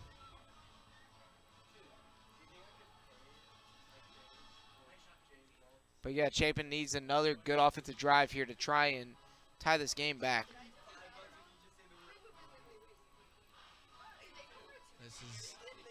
This has been a crazy match just from the start. You know, you've seen Chapin with so far a blowout. Chapin dominated the first half, and then it's just been a flip of the script.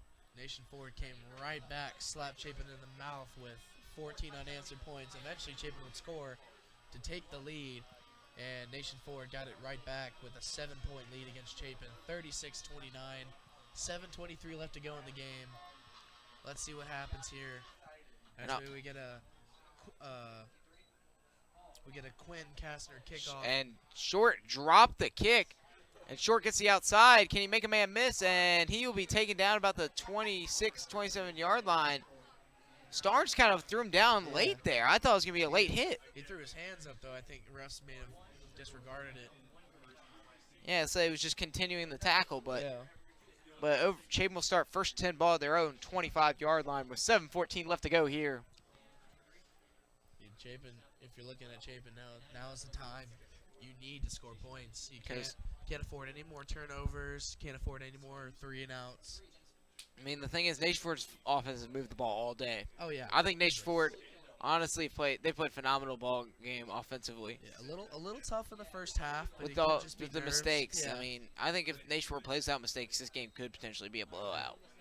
Granted, with Chapin, they've made mistakes too that have really helped Nation Ford offensively get short field. And a screen there to Jalen Thomas, going to be down about second and I'd say about 3 to go. 7-yard gain there for the Eagles. And that's what Chapin needs to do. I mean, Chapin has done very well at getting the screen tonight working. I mean, I would like to see Padroni's passing stats today. He's definitely close to 200 yards, I'd say, on the day. He's had a very phenomenal passing display. Padroni, besides that interception, has had a pretty good game with two touchdowns to Xavier Short. And Xavier Short's played phenomenal tonight. Oh, yeah. And just to think he's a freshman. Yeah. Good little pump fake to the rollout. Wide open Jacob Dixon, I think who that was. Or no, sorry, that was Xavier Short. Xavier Short again. Great, actually, little pump fake here by Padroni to start off, and it'll be a 1st and 10 for Chapin at their own 43, and Chapin moving the ball again. And I mean, that's the thing. This game's kind of turned into a shootout almost. Yeah, it's just two offenses that keep answering each other. I mean, with a couple dry periods for both offenses where it seemed like one team's going to take over this ball game and try to pull away, but the other offense would end up responding. So it's going to be handoff to Thomas up the middle. Thomas met immediately. I believe that was by 24, Michael Peterson. Yeah, Peterson was there. Got about two and a half yards there on the play. So it'll be second and a 7, I'd say. Second and a long 7, yeah. So, all right to get 3 yards there. You would like, I mean, the thing for Chapin is like you always want a positive gain on first down. You don't want to have to be forced to throw on second down. You like to have some options, but in this play, Thomas stuffed. Maybe a gain of 1 at most. Gonna be 3rd and 6. And you see, even when Michael Peterson doesn't make the tackle there, he sealed off the edge to where Thomas could not cut outside to where Tyson Thomas could break a big run towards the sideline. So he's forced to cut back in and ran right into traffic, so only 1 yard gain there. 3rd and 6 for Chapin, ball at their own 47-yard line. Closing in on 5 minutes left to play here in the 4th quarter. Droney tried to call a hard count to draw. That might be a hold. Oh, no, I guess they're not going to call it. Wide open, Tyson Thomas. He's got to cut back, and he's got room to run. Great play there, but flag. Yep, there's the flag. But it looked like maybe roughing the passer. It came out way late. It could be, or it might be a blocking, though. Is it going to be a hold? But the thing is, though, it came out way after Padroni threw it. So. But it might be, it could be near where Jalen Thomas was when after. Nope, Thomas holding on the Eagles. Yeah, holding. That's what I was going to say. Another costly penalty. I was going to say it looked like there was a holding penalty. Originally, it looked like it was on number 70, Thornton Gentry. And then eventually I thought they might call it, I think it was Jalen Thomas or the other receiver who was blocking for Tyson Thomas. Yeah. But now 3rd and looks like 18 coming here for Chapin. Ball on their own 35-yard line. Man, big play taken away there for Chapin. That's got to hurt. It's coming back to bite them. You know, you got these nice plays. That trick play to Xavier Short called back because of a holding. At least Chapin was able to score on that drive later, so it didn't come out. Padroni's got to throw it and throws it way out of bounds. So Chapin, I would assume, just punts it away here with a 4th and 18 and just hope the defense can make a stop. I mean, that was last time. You know, Chapin had to punt the ball. They got a lucky turnover because Nation Ford had a muff punt the ball, and they muffed it bad. It was I think Tui Pulotu. Let's see if Nelson can maybe pin him deep here and give Chapin's defense a little bit of room to stop him with. But the huge thing is, with 4:46 left to go, Chapin needs to get a quick stop. And it's Tui Pulotu returning the kick for the Falcons. Oh, and a little high snap. Nelson's got plenty of time. A little bit of a rugby-style punt there from Alex Nelson. Ooh, about almost fumbled that one. Looked like he had to kind of took him a second to corral it, but good return there from Tui Pulotu. Tackled down there by Sam Greer. So 1st and 10 for Nation Ford, ball in their own 38-yard line. So good starting field position here for the Falcons with 4:33 left to go here in the 4th quarter. And the thing about for Chapin, this is a must-win game. They really need to get a stop right here in order to keep their playoff hopes alive.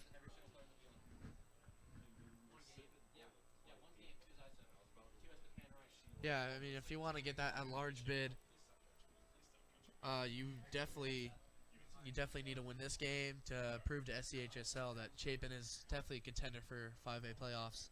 I think mostly it's due to overall record. So as long as Chapin can just, if they can win these next 2 games and compared to other teams down, further down in the region.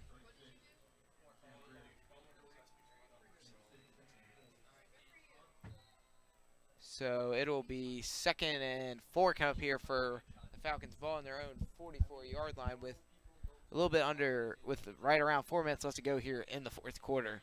Chapin needs to get a stop right here. They only have 1 timeout, so they're not really going to be able to stop the clock. Nation Ford has all 3. Yeah, I mean. They haven't used 1 yet.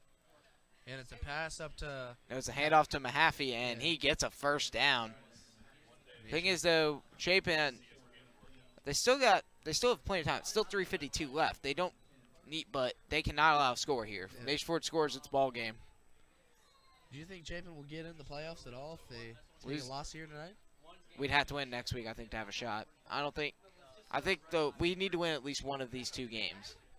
I think to have a very good shot. But the huge thing is, though, if they do not win one of these, if they just lose both of them, I think Chapin's definitely out of the playoffs, I think. And that'll be the first time, I think, in Coach Gentry's career here at Chapin. I think so, too. That he hasn't been to the playoffs. Yeah. Man, Mahaffey with a big hole to the outside, and he's going to be close to a first down, I think just shy. Tackle there made by Dylan King. And slowly starting to look more and more dire coming out here for Chapin. There's only with about 3 minutes left to go here in the 4th quarter. And I think I can only guess what Nation Ford's coach is trying to do is just run to the sides, tire on the defense, and wear out that clock and just start to wrap it up as we enter under 3 minutes now left in this game. Man, just Nation Ford up with a 7-point lead. The turnover could be huge for Chapin right now. The thing with Nation Ford is that they've struggled at times to hang on to the ball, so. And it's going to be hand up to Mahaffey, and he easily gets a first down. Huge hole created there by the O-line, so. Taken down there by Dylan King again. With 2:38 left to go here in the 4th quarter, Nation Ford 1st and 10 ball on the Chapin 37-yard line. Chapin only able to stop the clock 1 more time in this ball game, so I don't know if Chapin will have enough time, even if they can stop him right here and force them to punt or force them to have to potentially go for it here. But the thing with Nation Ford is that if they get into like a 4th and about 4 or 5, they might attempt to go for it and just try to run out some clock. I mean, yes, you don't want to give Chapin great starting field position to potentially start a game-tying drive, but a low snap, but handoff to Mahaffey again. Mahaffey's got plenty of room to the outside, and he's close to getting another first down. Nation Ford's just gashing this Chapin defense with the run game here. James Wells with the tackle. Second and about 3 come up here for the Falcons at the Chapin 31-yard line. So looking more and more dire kind of here for Chapin. 2nd and 3.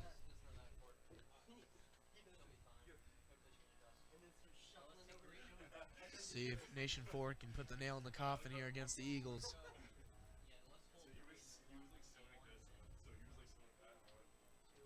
It's a snap from Hewitt. It's going to be handoff to Mahaffey.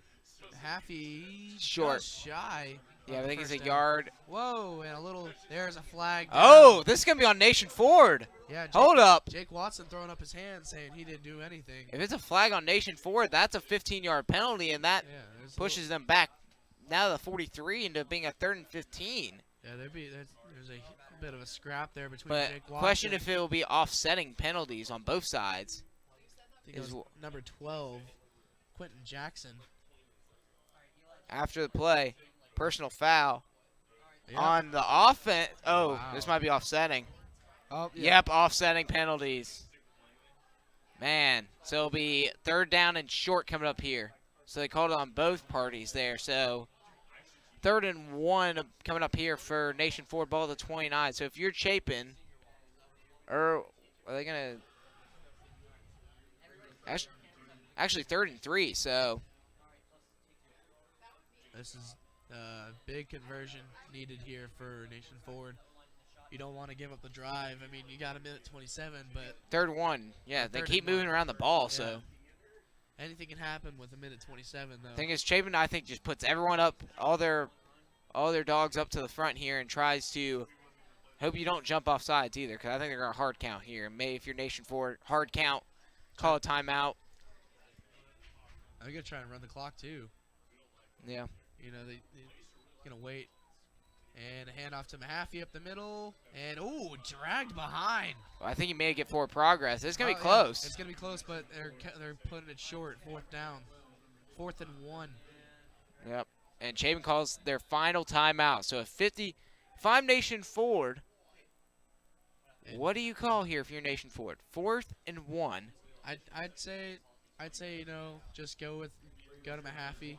But the thing is, though, you don't want to give the ball away to Chapin, have them the ball at their own 29.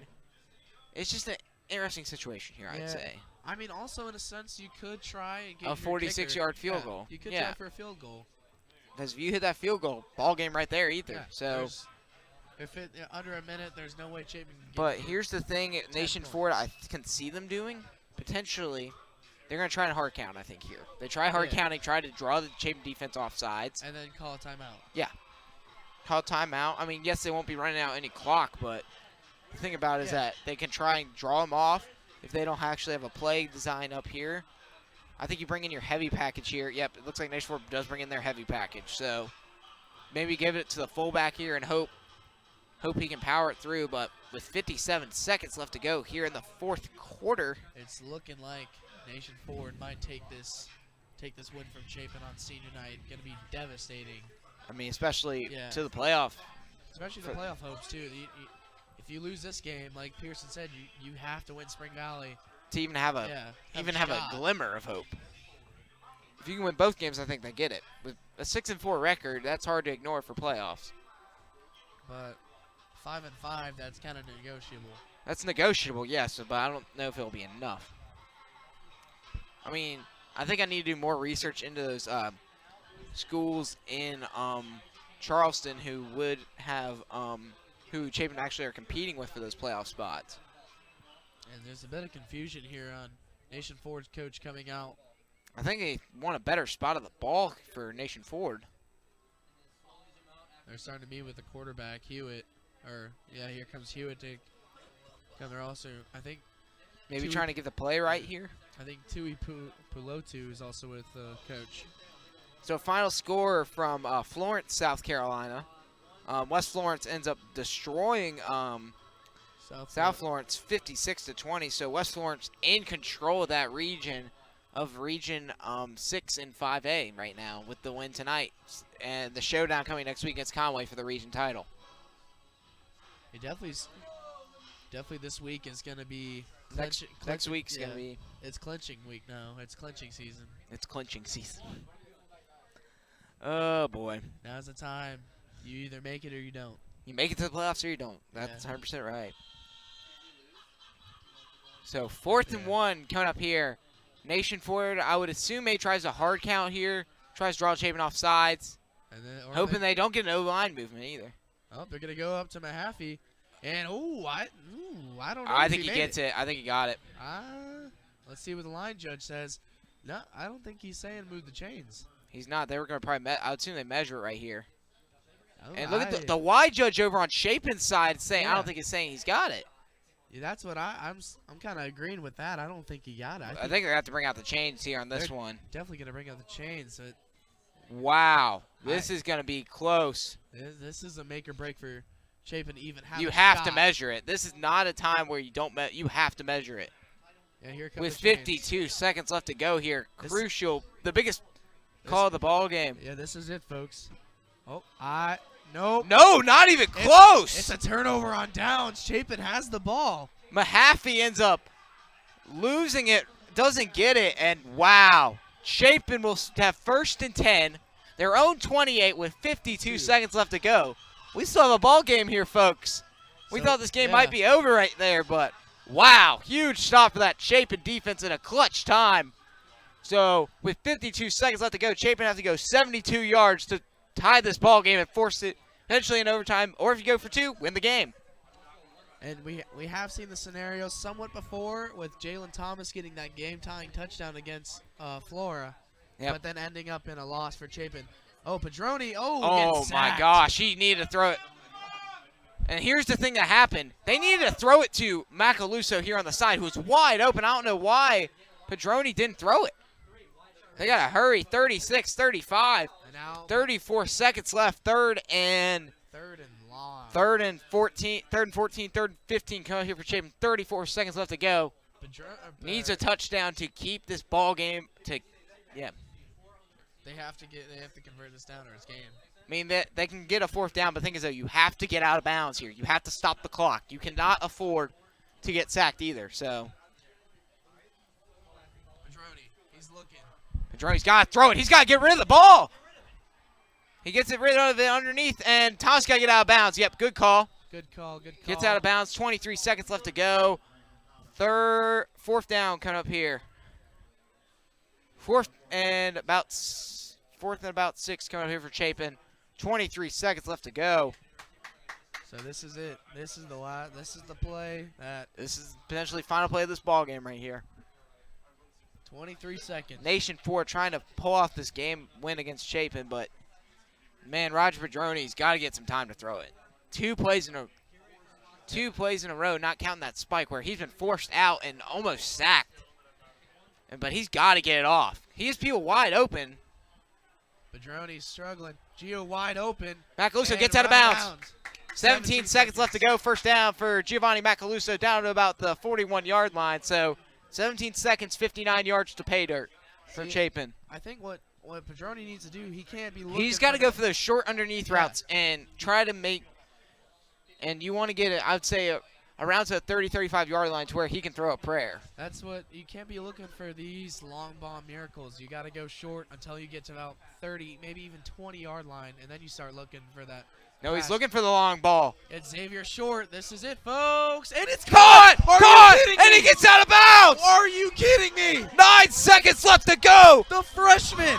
Xavier Short just mossed on him! Down to the 18-yard line! Wow, what a play! Oh, my gosh. 9 seconds left. First and 10 for Chapin at the 18-yard line, and he got out of bounds. My gosh, this freshman has some guts.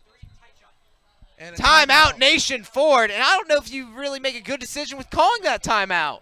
You give Chapin time to design a play now. 9 seconds. Are you kidding me? What a night for Xavier Short. And here's the thing for Chapin, you cannot get sacked. Oh, yeah. If you get sacked, ball game. 9 seconds. You have 2 heaves to the end zone to try and tie this ball game here. So now, what a catch by Xavier Short. Padroni throws a prayer and finds him. Wow. I'm in awe. This kid is the future of Chapin football. And here's the thing we think about. We were thinking about a couple minutes ago when they were down at the 27, looked like they were about to finish off this ball game. It has turned. The momentum has turned quick. That's what I said. I mean, this is the game of football. Anything can happen within seconds. As you just saw, we're now at the other side of the field. We're in the red zone. Chapin's in the red zone. First and 10, ball at the 18-yard line. Padroni can throw a heave right here to potentially tie this ball. He's got 2 throws. He's got 2 throws to the end zone here. He has to make sure he does not get sacked. Oh man, my heart rate's definitely gone up by about a good 50 or 60 beats per minute. So this is why we love high school football here in the state of South Carolina. Padroni with the snap. Oh gosh, he's pressured immediately. Oh, where is he throwing that? And it's caught! It's caught! Oh, that's ball game. 2 seconds. Ball game. Incomplete. I think he dropped it. Did he catch it or drop it? I don't know. The refs may confer here to see if he dropped it. Nope, they're going to say ball game. That's ball game. My gosh. What? Chapin. Oh, my gosh. The thing for Chapin is that, if they drop.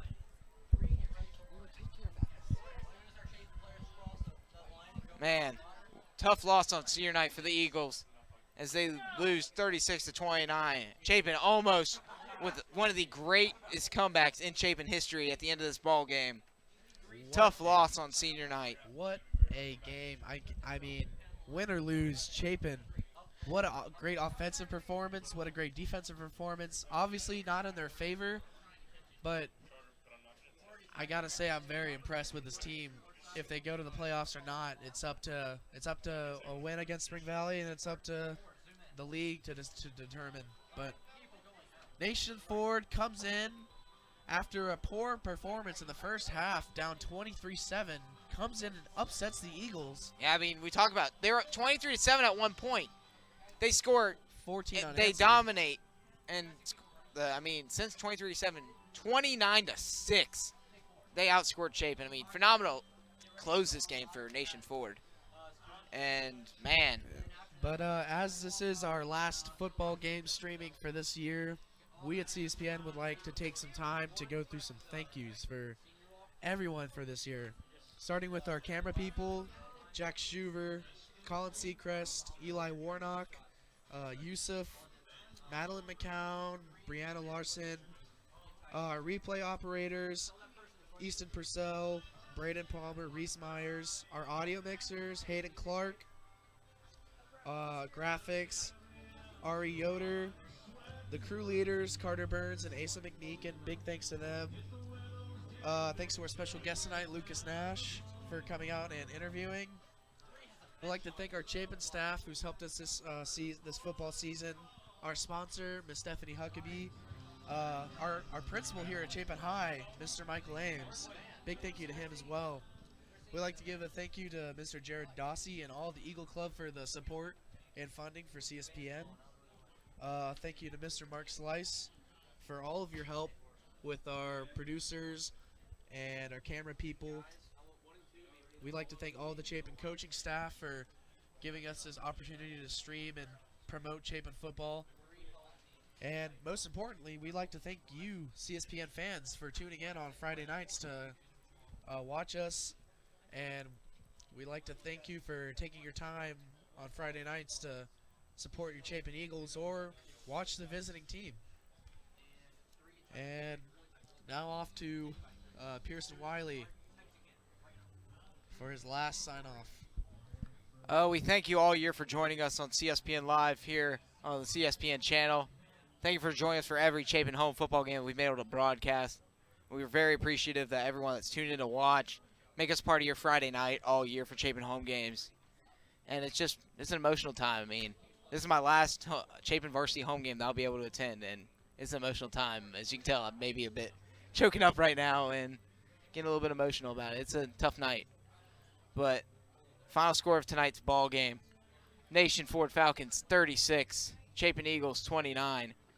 This is Pearson Uncle P. Wiley signing off for the final time this season. Thank you for tuning in. God bless you all that have been watching tonight. We thank you. And always remember, we love swimming.